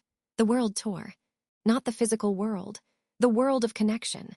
The thin, hot wire of our bond was flooded with a nullifying cold, a screaming silence that sought to unmake the understanding between us. The beacon's light flickered violently. I screamed, clutching my head. It wasn't pain. It was erasure. I felt Kaelin's presence being scoured from my soul, our memories together blurred and stolen, leaving only a terrifying, lonely emptiness. I saw him stagger, roaring in agony and confusion, his eyes on me but seeing a stranger. No, I thought or tried to think, but the thought had no anchor. I was Alara. He was a wolf, an alpha, a claim I didn't want, did I? The confusion was a weapon. The entity wasn't attacking our bodies. It was attacking the story we'd just written. It was trying to unmake our us. Through the howling void in my mind, one memory surfaced, sharp and clear. Not a happy one. The cistern, the chains. His eyes, gold and desperate, meeting mine. Mine! The word that had terrified me, the first knot in our tangled thread. I grabbed onto it, that primal, unwanted claim. I didn't embrace it with love. I embraced it with sheer, bloody-minded ownership. He was mine, my burden, my responsibility, my alpha. Mine. I threw that single, defiant knot of memory back down the ravaged bond. On the stone, Kaelin flinched as if struck. His roaring ceased. His eyes, which had gone foggy with confusion, cleared into blazing recognition gold. He didn't send love back. He sent a snarl, a promise of violence, a pact of mutual survival. Ours. The bond snapped back into place, not as a warm thread, but as a forged chain, stronger for the assault. The beacon's light stabilized, burning brighter, its light pushing back the gray deadness for a 10-foot circle around it. The entity's beam winked out. The peaks pulsed once, slowly, with what I could only feel as furious, focused interest. We were panting, staring at each other, raw and exposed. "It knows how to fight now," Kaelin rasped. Before I could answer, a new sound cut through the dead air. Not a whisper, not a thrum. A crunch, a deliberate, heavy footstep on frost, then another. From the direction of the glowing peaks, a figure emerged from the gloom. It walked on two legs, roughly man-shaped, but it was composed of the same material as the spectral army. Shifting shadow, jagged ice, and stolen, flickering memory light. It was denser, more focused. In its chest, a shard of the same sickly light pulsed like a heart. Its face was a smooth, blank oval, but it turned directly toward me. It stopped at the very edge of the beacon's circle of light, the golden radiance making its form smoke and sizzle. It didn't advance. It simply raised one arm, a limb that shifted from ice to stone to mimicry of flesh. It pointed a finger directly at my heart. Then it spoke. Its voice was the cracking of glaciers, the final sigh of a dying thing, and underneath it, a horrifying collage of stolen voices, including, for a single syllable, my brother's. "The light will be consumed. The story will be unwritten. We are coming for the heart." It lowered its arm, turned, and began walking back toward the peaks, dissolving into the gloom without another sound. The beacon stood, our bond held, but the message was chillingly clear. The probing was over. The entity had just issued its formal declaration of war, and it wasn't coming for the territory anymore. It was coming for me. The herald's voice, a chorus of cracking ice and dead wind, echoed in the silence it left behind. "We are coming for the heart." It wasn't a boast. It was a statement of fact, as inevitable as winter. The beacon at our feet, a mandala of intertwined light and memory, pulsed weakly against the sudden, profound cold that had nothing to do with the air. Kalen's arm tightened around me, a low growl vibrating through his chest and into my bones. "It knows your name," he said, his voice gravelly with a fury that was also fear. "It knows more than that," I whispered, my own voice sounding thin. The psychic assault had been a probe. It had tasted our bond, learned its shape, and found my place at its center. I was the anchor, the vulnerability, the prize. The realization was a different kind of chill, settling deep in the marrow. It doesn't just want to consume the land. It wants to unmake me first, to break the anchor. The sound that answered us wasn't the entity. It was the mountain. A deep, tectonic groan rolled up from the earth, traveling through the stone bridge we stood upon and into our very feet. It was a sound of immense, ancient effort. From our vantage at the bleak northern border, we could see the distant silhouette of the howling crag. And it was moving. Granite shoulders, vast and slow, were rising from the surrounding peaks. Walls that were not built but grown from the living rocks spiraled higher, encircling the plateau. The crag was fortifying itself, heeding the declaration of war.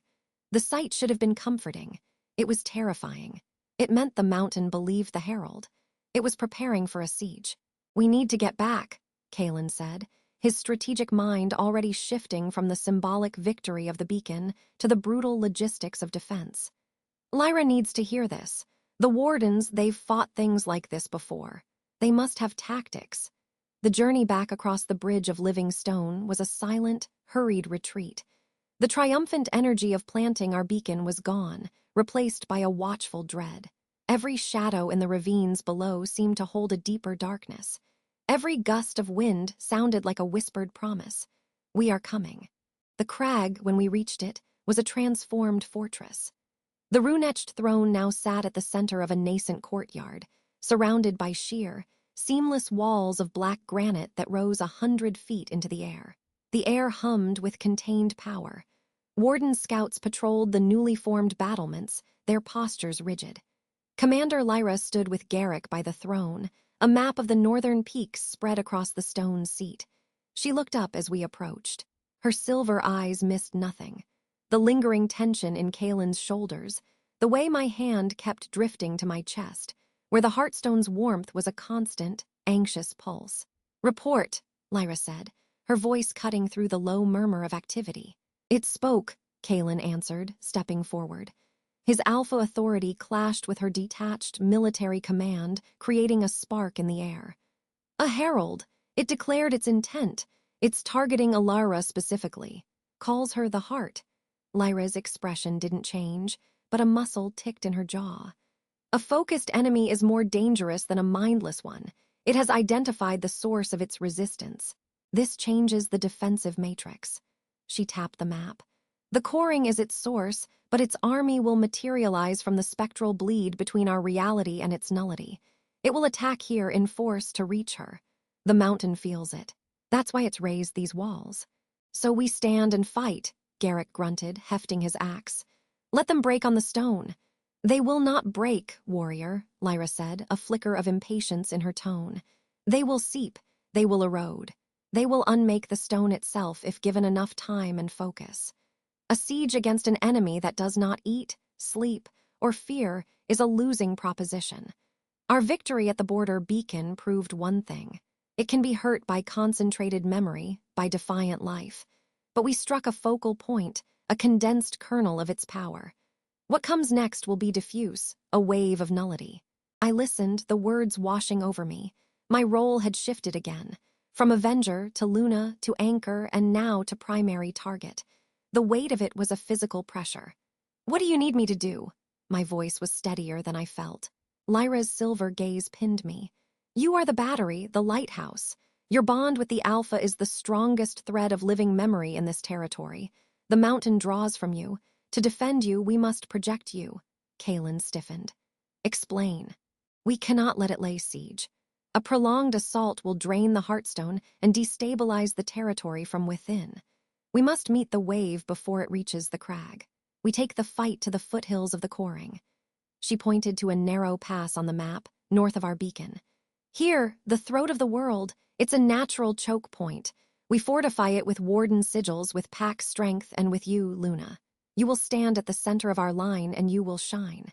You will push your light, your memory, your bond, out as a shield and a weapon. You will make the land itself reject them. The audacity of it stole my breath. Go toward the coring, stand in the path of the Hunger's army. You're using her as bait, Kaelin snarled, stepping between Lyra and me.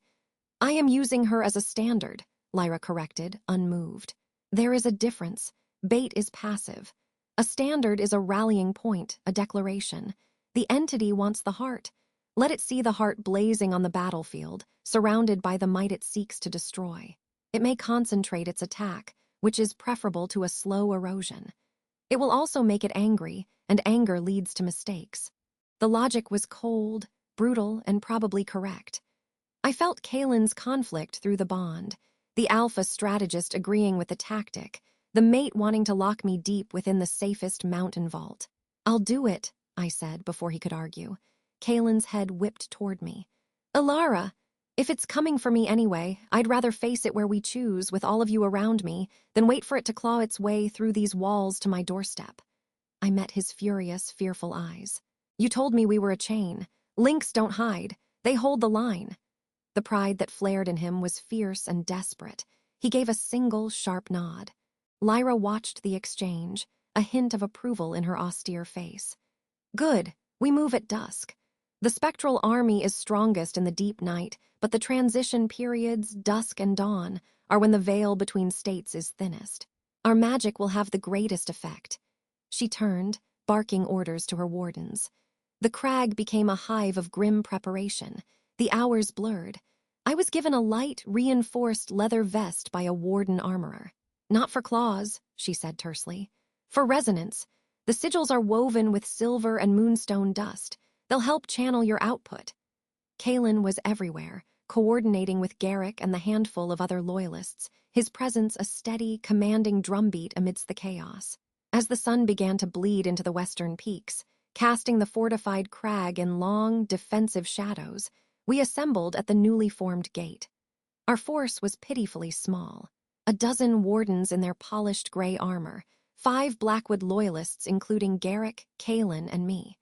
The rest of the pack, the villagers, the wounded, would remain behind the crag's walls, protected by a skeleton crew of wardens. Lyra stood before the gate. The entity feeds on despair, on silence, on forgotten things. Your weapons are memory and noise. Remember you're dead. Shout their names. Your love, your rage, your petty joys, fling them at the void. It is a vacuum. Be the pressure that makes it burst. With a final, grinding shudder of stone, the mountain opened a narrow passage through the wall. We filed out, into the gathering twilight of the high wilderness. The march to the throat of the world was a silent, tense pilgrimage. The land felt watchful, hushed. The normal sounds of the forest, the scuttling of rodents, the call of owls were absent. It was as if the territory was holding its breath. The only sounds were the crunch of boots on frost, the clink of armor, and the low, rhythmic thrum I now realized was the howling crag's spirit, a distant drumbeat in my soul, urging me forward. We reached the pass as true dusk settled. The throat was a sheer, rocky defile barely 30 yards wide, flanked by impassable cliffs. On the other side, the land sloped upward into the dead, light-pulsing peaks of the coring. The air here was thin and tasted of ozone and stone dust. "Here!" Lyra commanded. The wardens moved with eerie synchronicity. They planted iron-tipped standards in the rocky ground, unfurling banners etched with complex, geometric sigils that began to glow with a soft, silver light. They took up positions in a crescent formation, blocking the mouth of the pass. Kaelin positioned our loyalists as a second, tighter line before them. He stood at the very center, a broad, unyielding silhouette against the deepening gloom of the coring. Lyra led me to a flat, raised stone in the middle of the crescent. "This is your podium, Heartstone. Anchor yourself. When they come, you do not push out. You pull in. Pull in the memory of this land. Pull in the strength of your mate. Pull in the will of every being standing with you. Then," she placed a cold, gauntleted hand on my shoulder, "release it, not as a thought, as a command, as a truth." I knelt on the stone, my palms flat against its cold surface. I closed my eyes. I reached inward to the warm, crystalline core of the heartstone within me. Then I reached outward, through the bond, a taut, live wire humming with Kalen's fierce protectiveness. I brushed against the disciplined, focused energy of the wardens, the ragged, determined loyalty of Garrick and his men. I felt the deep, slow pulse of the mountain at my back, and I felt the land before me. A wounded, silent stretch slowly being leached of color and sound by the advancing wrongness from the north. I pulled it all in, the love for a brother I'd failed, the shocking, possessive fire of a bond I never asked for, the taste of moss and clear water from the sacred grove, the sound of the pack's howl after Sela's fell, the scent of pine and iron, the feel of Kalen's hand in mine. I gathered every fragment, every sensory scrap of defiant life. A sound began. It started as a whisper, a rustle of dead leaves from the mouth of the coring. Then it grew into a sigh, a wind through a graveyard. The temperature plummeted. The glowing warden sigils flared brighter in response. They emerged from the twilight not as a marching army, but as a spreading stain. Spectral figures, composed of shifting shadow and jagged, unnatural ice, flowed over the northern ridge. They had no distinct forms. They were suggestions of wolves, of men, of twisted, impossible shapes. Where they passed, the scant vegetation blackened and crumbled to dust without a sound. The sigh became a chorus of hollow moans, a sound that scraped at the inside of my skull, urging me to forget, to be still, to be empty. "Hold the line," Lyra's voice cracked like a whip. "Remember," the wardens began to chant, a low, resonant mantra in an old tongue. Their silver light intensified, forming a shimmering, translucent wall across the pass. The wave of nullity hit it. There was no crash, only a terrible, silent erosion. The spectral figures pressed against the light, and where they touched, the silver dimmed. The wardens strained, their chants growing louder. The wall held, but it was being worn down, pixel by pixel of light. "Ilara!" Kalen's voice was in my mind and in my ears. "Now!" I pulled in one last, deep breath of memory. The Farallide rogue's smirk in a Greyport alley, the first time I saw Kalen in chains, the feeling of the lunar silver key in my hand, and I released it. I didn't shout. I spoke, and my voice was not my own. It was layered with the mountain's rumble, with the pack's howl, with the whisper of the grove's leaves. It was a single, clear word that carried the weight of every memory I held. No, the effect was instantaneous and catastrophic. A pulse of raw, golden-white energy exploded from my stone podium. It didn't blast outward.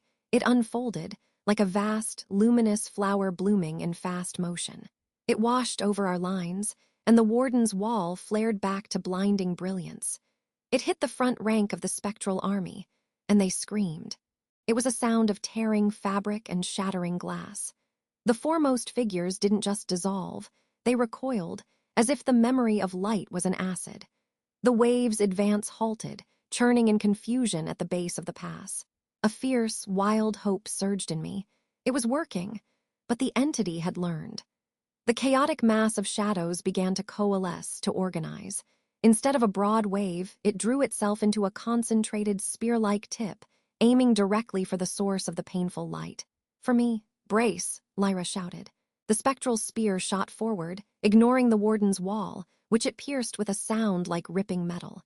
It streamed through the air, a condensed torrent of anti-light and howling silence, aimed straight at my heart. Kalen moved. He shifted in a blur of midnight fur and fury, launching himself from the line not to intercept the spear, but to place himself directly in its path before me. He met it with a roar that was pure, defiant memory, the memory of strength, of territory, of a promise made in a dungeon. The spear struck him. It didn't pass through. It engulfed him. One moment he was a massive, black wolf standing as my shield. The next, he was a dark silhouette trapped inside a swirling, screaming vortex of nullity. I saw him shudder, his form flickering. I felt it through the bond, a sudden, terrifying coldness, a numbness of forgetting. The bond itself began to fray, the threads turning brittle and gray. "Kaelen!" The scream was ripped from my throat, raw and desperate. I tried to push more light, more memory toward him, but the spear was a siphon, drinking the energy I sent. The wardens were regrouping, their chants frantic, trying to dismantle the spear from the edges, but it was like trying to cut smoke with a knife. Through the howling maelstrom, I saw him. His wolf form was on its knees, head bowed. The brilliant, fierce gold of his eyes was dimming, fading to a dull, empty gray. The entity wasn't just attacking him. It was unmaking him, erasing him from the inside out, starting with our bond. And in that moment of sheer, soul-shattering terror, I understood Lyra's tactic completely. The entity's mistake wasn't anger. It was focus. By targeting me, it had exposed what it truly valued. And in doing so, it had given me a target in return. I stopped trying to push light out. I did what Lyra said. I pulled in. But I didn't pull in the mountain, or the wardens, or the land. I pulled in the one thing the entity was actively trying to delete. I pulled in Kalen. Not his strength, not his power. I pulled in the memory of him, the feel of his chains in the cistern, the shock of his claim, the solid warmth of him at my back in the grove, the taste of his blood in the silver circle, the possessive, primal love that had become the bedrock of my new world. I gathered every single thread of the bond it was trying to sever, every impression, every emotion, and I wound them around the core of the heartstone within me. I made myself a living magnet for the essence of Kalen Blackwood. And then, with every ounce of will in my being, I yanked. The effect was not a blast of light. It was a violent, silent reversal. The swirling vortex of the spectral spear stuttered. The nullity flowing into Kalen's suddenly reversed direction. Instead of draining him, it was as if he became a drain. The gray emptiness leaching into him began to flow backward out of him and toward me. But it wasn't just nullity. It was pulling him with it. His fading essence, the memory of him, began to stream across the space between us. A river of shimmering, gold-tinged light being torn from the entity's grasp and siphoned into the heartstone in my chest. The entity's herald had said it was coming for the heart. It had never considered that the heart might be hungry, too. I felt the moment the entity realized its error. The spear of nullity convulsed, trying to detach, to retreat. But it was too late. The suction was too strong. I was pulling Kalen back from the brink, reclaiming him thread by thread, but I was also pulling in the very substance of the spear itself. The screaming silence filled my ears, my mind. The coldness seeped into my bones, a counterpoint to the blazing heat of the heartstone. I was consuming the attack to save my mate. The vortex collapsed inward with a final, deafening shriek of rent reality. The last of the spectral spear was sucked away from Kalen and into me. He collapsed onto the rocky ground, his wolf form shifting back to human in a gasp of agony. He was alive, he was there, the bond snapping back into place with a jolt that made us both cry out. But the cost was immediate. The world wavered. The triumphant shouts of the wardens, the solid feel of the stone beneath my knees, the concerned face of Garrick rushing toward Kalen, it all flickered, like a candle in a draft. A wave of profound disorientation washed over me. I looked at my hands. For a second, I couldn't remember what they were. The memory of Greyport felt thin, distant, like a story someone else had told me. I had pulled the nullity into myself. To save Kalen, I had made my soul a battleground for the void. I looked up, my vision swimming. The spectral army was in disarray, recoiling from the catastrophic failure of its spearhead. But on the ridge of the coring, a new figure stood watching. It was the herald, its form more solid now. And it wasn't looking at our lines. It was looking directly at me. Its ice-crack voice echoed in the sudden, ringing silence, not as a threat, but with a terrible, dawning curiosity. "You have taken a piece of us into you, little heart," it hissed, the sound slithering across the distance. "You have made a cage of your own light, a fascinating paradox. Now let us see which will consume the other from the inside out." The herald faded into the gloom of the peaks. The remaining spectral figures bled away into the shadows, retreating for now. The battle was over. We had held the pass. But as Lyra and the others rushed to me, their faces etched with concern and awe, I couldn't feel their triumph. I could only feel the new, silent, hungry cold nestled deep within the Heartstone's fire. I had saved Kalen, and in doing so, I might have just become the very thing we were trying to defeat. The void was inside me. That was the first thought, the only thought, as the world swam back into focus. The cold, silent, unmaking essence I had pulled from Kalen's soul to save his life now sat like a shard of absolute zero at the core of the Heartstone's warmth. I felt it, a stillness, a hunger, a perfect, patient negation. If only I had known what that act of salvation would cost, what door I had opened within myself. Ilara. Kalen's voice was raw. His hands were on my face, his forehead pressed to mine. Our bond was a frantic, living thing, thrumming with his terror and a relief so profound it felt like pain. He was whole. He was here. The memory of his fading, the terrifying silence where his presence had been, was a fresh brand on my psyche. "I'm here," I whispered, my own voice strange to my ears. It echoed slightly, as if I were speaking from the bottom of a deep, silver-lined well. Around us, the throat of the world was a scene of exhausted triumph. Wardens moved among the loyalists, checking wounds. The spectral army was gone, dissolved into the retreating mist that fled north toward the coring. The air no longer crackled with imminent oblivion. It just smelled of ozone, granite, and blood. We had won. But Commander Lyra's gaze, when it found mine, held no victory. Only a deep, assessing caution. She approached, her armor scarred with frost that hadn't melted. "The assault is broken, for now." Her eyes didn't leave my face. "What did you do?" Kalen's growl was instinctive, protective, as he shifted to place himself slightly in front of me. The movement was stiff. He'd been to the edge of nothing and back. "She saved me," he said, the words a vow and a warning. "I felt it," Lyra stated, unmoved. "The nullity had you, it was unweaving you from the world, and then—" She finally looked at Kalen, then back to me. The flow reversed, it was pulled into her.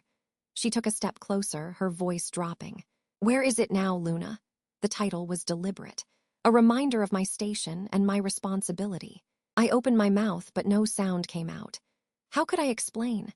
I focused inward, toward the vibrant, singing connection of the mate bond, toward the deep, slow pulse of the Howling Crag's spirit. And there, nestled within that brilliance, was the shard, dark, silent, contained. It wasn't fighting, it wasn't spreading, it was just waiting.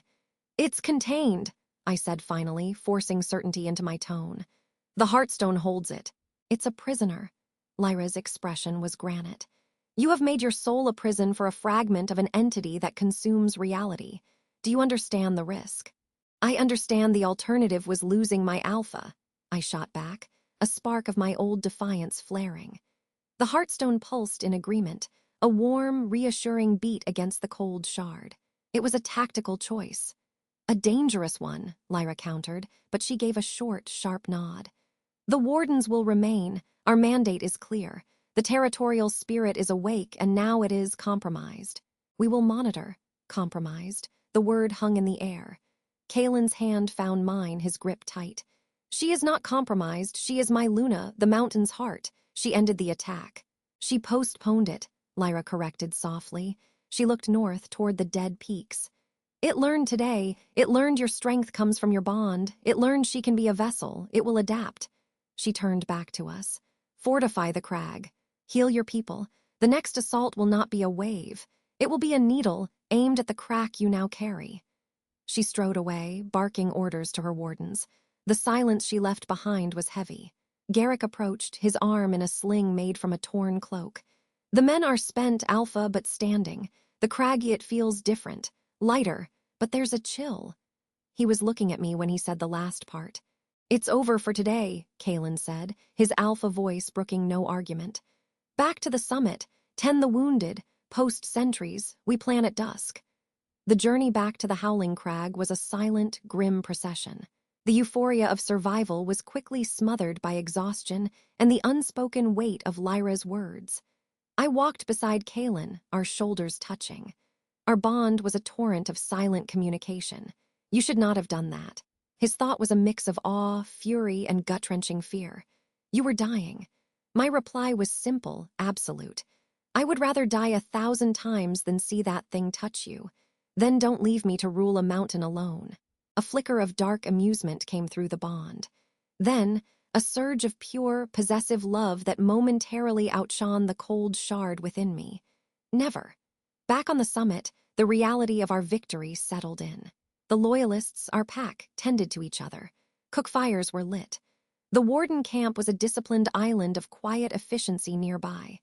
The stone throne, bathed in the late afternoon sun, seemed to watch over it all. But I could feel the crag's spirit too. It was wary. Its attention was split. Part of it sang to me, to us, a song of home and defense. Another part, a newer, sharper sense, was focused inward, on the cold spot I carried. It was like a body monitoring a splinter of poisoned wood, unsure if it should try to expel it or grow around it. Kalen called a council as the sun dipped below the peaks. It was us, Garrick, and Commander Lyra. A map of the northern approaches was drawn in the dirt. "It will come again before the next moon," Lyra stated, pointing to the coring. "Its herald spoke of corruption from within. It does not need to breach our walls if it can trigger what she now holds." "So we remove it," Kalen said, his jaw tight. "How?" I asked. The moment the question left my lips, I knew the answer. The cold shard seemed to pulse faintly. "You can't. It's woven into the Heartstone's energy. To pull it out would be like trying to remove a single thread of poison from a woven tapestry. You'd unravel everything." I looked at Lyra. "That's what you meant by compromised. The mountain's spirit and the void are currently in a stalemate, inside me." Lyra gave a single nod. "Precisely. It is a containment, not a cure. The entity will seek to shatter that containment." "Then we use it," I said, the idea forming even as I spoke it. 3 sets of eyes locked on me. "It's a piece of it, a direct connection. Right now it's dormant, listening. What if we made it scream?" Kalen's eyes flashed with understanding, and then with immediate rejection. "No, absolutely not. Using its own power as a weapon means engaging with it. Feeding it attention, it's how corruption begins." "He's right," Lyra said, though she looked intrigued. "It is a classic tactic of such beings, to offer power, then consume the user from the inside out." "I'm not talking about wielding it," I insisted, leaning forward. "I'm talking about bait. We know it wants this piece back, or it wants to activate it. What if we created a scenario where it had to focus on reclaiming it? We could lure it into a trap, a prepared ground of our choosing, saturated with the crag's power and memory. We turn its own nature against it." What happened next changed everything, because the mountain itself answered. As I spoke, a deep, resonant hum vibrated up through the stone beneath our feet. The runes on the throne began to glow with a soft, silver light. Images, faint and ghostly, flickered in the air around us. Not my memories this time, but older ones. The memories of the stone itself. We saw ancient wardens, different from Lyra's order, raising monoliths in a circle. We saw a ritual of binding, not of a void, but of a great, raging fire spirit that had threatened the peaks. They hadn't destroyed it. They had redirected it, channeling its essence into the mountain's heart to forge the first Heartstone. The vision faded. The hum settled into a steady, purposeful thrum. "It agrees," I breathed, the crag's intent clear in my soul. "It has done this before, not with nothingness but with chaos. The principle is the same." Lyra looked stunned, a crack in her stoic facade. "The chronicles of the first binding, they are considered myth, fables for pups." She stared at the throne with newfound reverence. "Your mountain is old beyond knowing. It's a plan," Garrick grunted, ever practical, "but it's a damn risky one." This prepared ground where?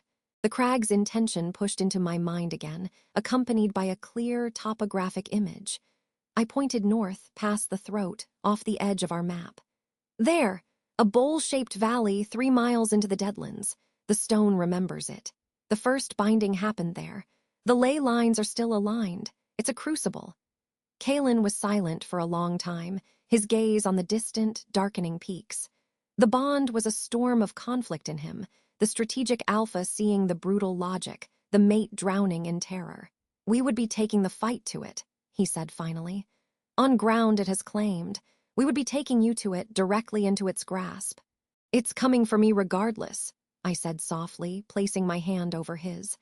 I let him feel it, the steady warmth of the Heartstone and the chilling, silent presence of the shard. Here, on the crag, we are defending. We are waiting for the needle to find the crack. Out there, we are controlling the narrative. We are setting the terms. "The wardens will accompany you," Lyra said, her decision made. "The protection of a territorial spirit and its anchor falls under our oldest accords. We will be your shield bearers for the ritual." Kalen met her eyes, a flicker of respect passing between them. Then he looked at me, his golden eyes blazing in the twilight. We do it together, every step. The bond does not waver. The bond does not waver, I echoed, the vow settling into the stone beneath us. 2 days later, we stood at the edge of creation. The Deadlands Valley was a stark, geometric bowl of sheer, gray rock. No snow clung to it. No lichen. In the center was a flat circle of what looked like fused black glass, ringed by 9 weathered, towering monoliths, the ones from the mountain's memory. The air was thin, silent, and carried a metallic taste. The coring lightless peaks loomed above us, feeling closer than ever. Our group was small, lethal, and tense. Kalen and I, Commander Lyra, and 6 of her most seasoned wardens. Garrick and 2 other loyalists, chosen for their steadiness. We were a needle ourselves, moving into the heart of the enemy. The ley lines converge here, Lyra murmured, her warden senses reading the invisible geography. This place is a nexus, a wound that never healed. It is why the first binding was performed here. The energy is pliable. It's also a perfect trap, Kalen observed, his eyes scanning the high ridges. For us. That's the point, I said, my voice steady despite the cold knot in my stomach. The shard within me was no longer dormant. It was vibrating, a low, subaudible frequency that made my teeth ache. It sensed its source. It was calling, and something was listening. We need its full attention, we need it to commit. I walked to the center of the black glass circle. The moment my boots touched it, the world shifted. The silent valley seemed to inhale. The monoliths hummed, a discordant chord that shook grit from their sides. Within me, the heartstone flared, its light pushing against the sudden, aggressive awakening of the shard. The cold spread, a frost tracing the veins of my power. I gasped, dropping to one knee. Ilara! Kalen was at my side in an instant. It's working, I managed through clenched teeth. It knows I'm here, it's answering. Above us, the sky over the coring darkened, not with clouds, but with a deepening absence of light. A wind began to blow, sucking upward toward the peaks, carrying with it a whisper that was not sound, but the erosion of thought. Leite, Bringer, Anshur, the voice of the herald, multiplied, layered, coming from everywhere and nowhere. The wardens snapped into a defensive circle, weapons drawn. Lyra stood beside me, her sword glowing with faint, silvery runes. Begin the ritual, Luna. Now you have its attention. I closed my eyes, pushing past the invasive cold. I reached for the heartstone, for the deep well of the mountain's memory. I didn't pull it into me. I pushed it out, into the ancient crucible of the valley. I began to weave. Images blossomed from the black glass, not as ghosts, but as solid, glowing tapestries of light. The founding of Blackwood. Kalen's father strong and just. The warmth of a pack hearth. The fierce joy of the hunt. The stubborn love of a sister for her brother. My memories, the mountain's memories, Kalen's memories, all the things the entity sought to unmake, flooded the sterile bowl, painting it in defiant color and sound and scent. The valley screamed in silent protest. The upward wind became a shriek.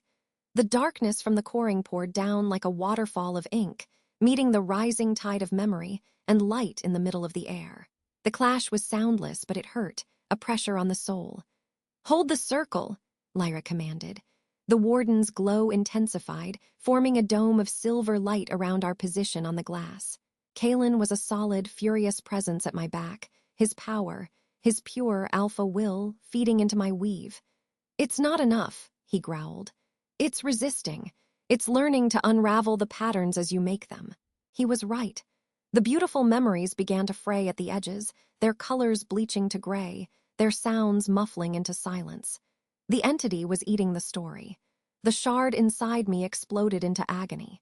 It was no longer just a listening device. It was a channel.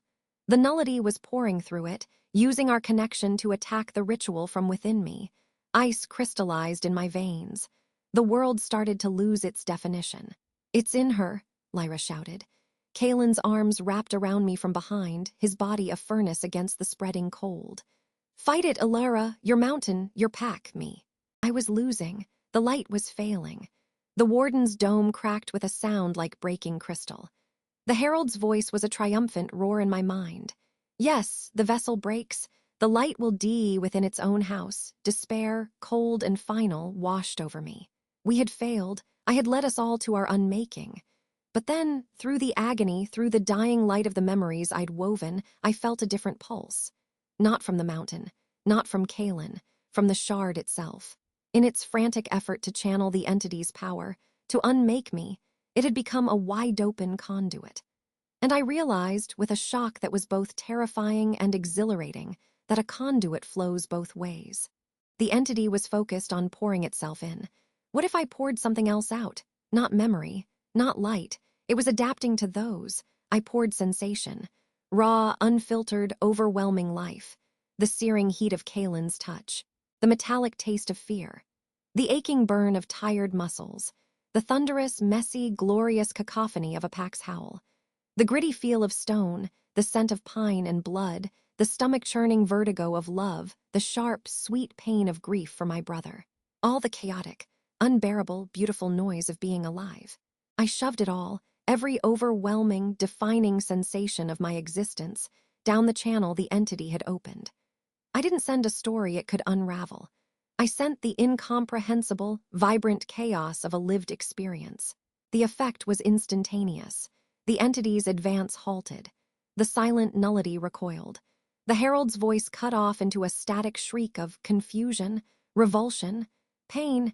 It was a being of silence, of order, of erasure. I had just flooded its essence with the screaming, contradictory, sensorial riot of a single human soul.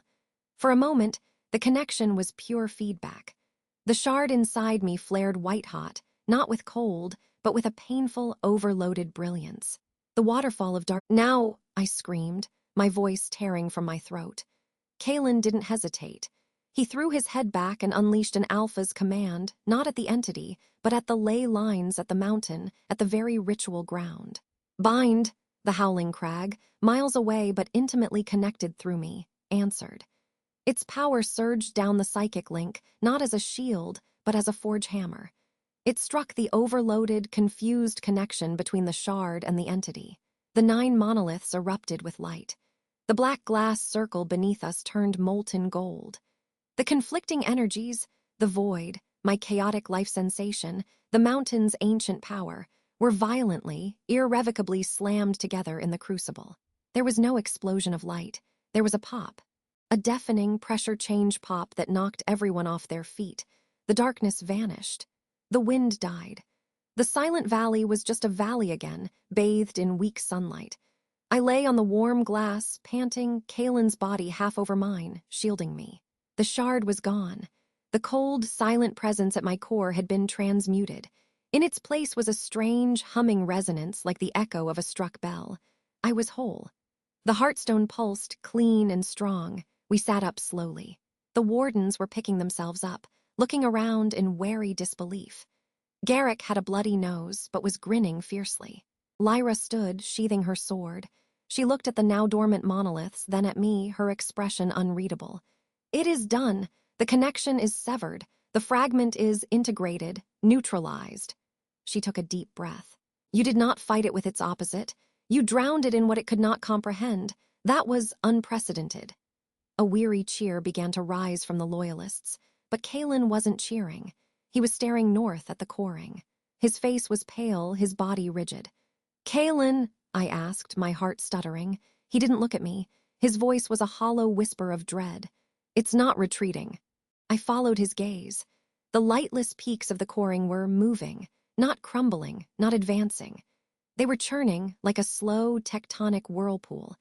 And from their heart, a single, focused beam of absolute blackness lanced down, not toward us in the valley, but on a direct, unstoppable trajectory. A trajectory that led straight back to the heart of our territory, to the undefended summit of the Howling Crag. "It wasn't trying to reclaim the shard," Kaelin said, horror dawning in his eyes. "It was keeping us busy. The herald's taunt, corruption from within, it was a distraction." Lyra understood a second before I did. Her comms stone flashed to life. "Warden post on the crag, report immediately." Only static hissed back. The truth crashed over me, colder than any void shard. We had brought everyone, the Alpha, the Luna, the Wardens, the best warriors, here to the Deadlands. We had left our home, our people, the vulnerable core of the awakened mountain spirit, protected by a skeleton crew. The entity had never wanted the shard back. It wanted the Heartstone itself, and we had just delivered it, empty and undefended, on a silver platter. The beam of darkness struck the distant howling crag, and the world screamed. The beam of void struck the howling crag. It wasn't an explosion of sound, but a sudden, profound silence that swallowed the world. In the Crucible Valley, miles away, the connection snapped. I felt it. A scream that wasn't sound tore through the bond, through the mountain, through me. Kalen, his hand crushed mine, his face was ash. The Heartstone! The words were a death knell. The crag's presence in my mind, the constant, granite hum of its spirit, vanished. Not muted, gone, a psychic limb amputated. The world went flat, dull, lifeless. The colors of the monoliths bled away into gray, the air lost its charge. What happened next changed everything. A final, fading pulse shot through the dead bond line, the crag's last breath. It wasn't a message. It was a memory, not of the first binding, but of the making. A single, crystalline image. The mountain's core, not as a stone, but as a nexus of ley lines, a knot of primordial power that had chosen to solidify, to anchor itself, to become a place. To become a heart. And I understood. The Heartstone wasn't a battery. It was a focal point. A lens. The entity hadn't destroyed it. It was consuming it. Using the lens to focus its nullity, to unmade the mountain from the inside out, and from there, to bleed the nullity into the very ley lines of the world. It's not an attack, I whispered, the truth a cold flood. It's an infection. Kalen's wolf was at the surface, his eyes blazing gold. We run, now. Running won't matter if the world sickens and dies. The words ripped from me. The memory of the core's making flared. It chose a form once, it can choose again. He stared at me, the strategist warring with the mate. Ilara, the crag is gone. No, I said, touching my chest where the bond had been. It was an empty socket aching. It's not, it's just unmade, but the pattern remains, the choice remains, I am the pattern. His breath caught. He heard the finality in my voice. You can't, he growled. I am the lunar of a mountain that is no longer there, I said, my voice terrifyingly calm. My anchor is gone. My territory is being erased. There is only one place left for me to stand. The logic was brutal, inescapable. The mountain's spirit had poured itself into me to make the Heartstone. Now the stone was being consumed. The only vessel left for that spirit, for that choice, was the vessel it had already imprinted. Was me. If only I had known the cost of that first desperate plea for sanctuary in the sacred grove. It had never ended. I have to go to the epicenter, I said. I have to stand where the Heartstone was and remake the choice. That's a one-way trip into the heart of the nullity, Kalen snarled. It will unmake you before you take a breath. Not if I'm not alone. I looked at him, at the pack loyalists who had followed us, their faces etched with terror for their homes. You are my alpha. The bond is our weapon. It withstood the void once. We have to use it as a bridge. You have to hold me here, Kalen. You have to be my anchor to what is while I walk into what is not. He was shaking his head, a low, continuous rumble in his chest. I will not tether you to a cliff, so you can jump. You will, Commander Lyra's voice cut through the tension. She and her wardens had formed a perimeter, their faces grim. They had felt the crag die too. Or everything dies. The entity is focusing its entire being through that lens. It is vulnerable, concentrated. This is the only strike point left. Kalen whirled on her. You would sacrifice her. She is offering, Lyra said, her silver eyes pitiless. The Heartstone chose her. The mountain's will is now hers to speak.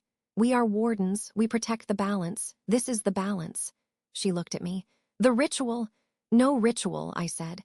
A choice, a declaration, but I need to be there. Then we run, Kalen said, the decision forged in agony. He shifted, the great black wolf erupting from his skin. Get on. I didn't hesitate. I mounted his back, my hands fisting in his fur. The wardens and loyalists fell in around us, a grim escort through the suddenly silent, dying woods. The birds were gone. The insects. The very wind seemed hushed, afraid. The run to the Howling Crag was a journey through a fading photograph. Colors leached, sounds dampened. The familiar scent of pine and earth turned thin, empty. The nullity was spreading. We reached the base of the crag, or what was left of it. The granite was still there, but it was wrong. It looked like a memory of stone, not the thing itself. The waterfall hung in the air, a static gray sculpture. No sound, no mist. The path up was a smear of non-color. Kalen shifted back, catching me as I slid down. His hand was the only warm, solid thing in the universe. "I can't go up with you," he said, voice raw. "The concentration, it would peel me apart before we reached the summit. The bond will have to be enough." I nodded, my throat too tight for words. I looked at the warden commander. Keep him here, she inclined her head. "We will hold the line, what is left of it." I turned to Kalen. I didn't kiss him. I pressed my forehead to his, our breaths mingling, the bond a thin, taut wire between our souls. "Stay with me." Always his thought came, fierce and final. "I am your anchor. I am your pack. I am your mate. Now go and be our Luna." I turned and walked into the gray. The climb was not physical. It was an erosion. Each step forward felt like a step backward in time, in substance. Sensations bled away. The chill in the air vanished. The ache in my muscles dissolved. Fear itself began to feel distant, abstract. I was being unmade.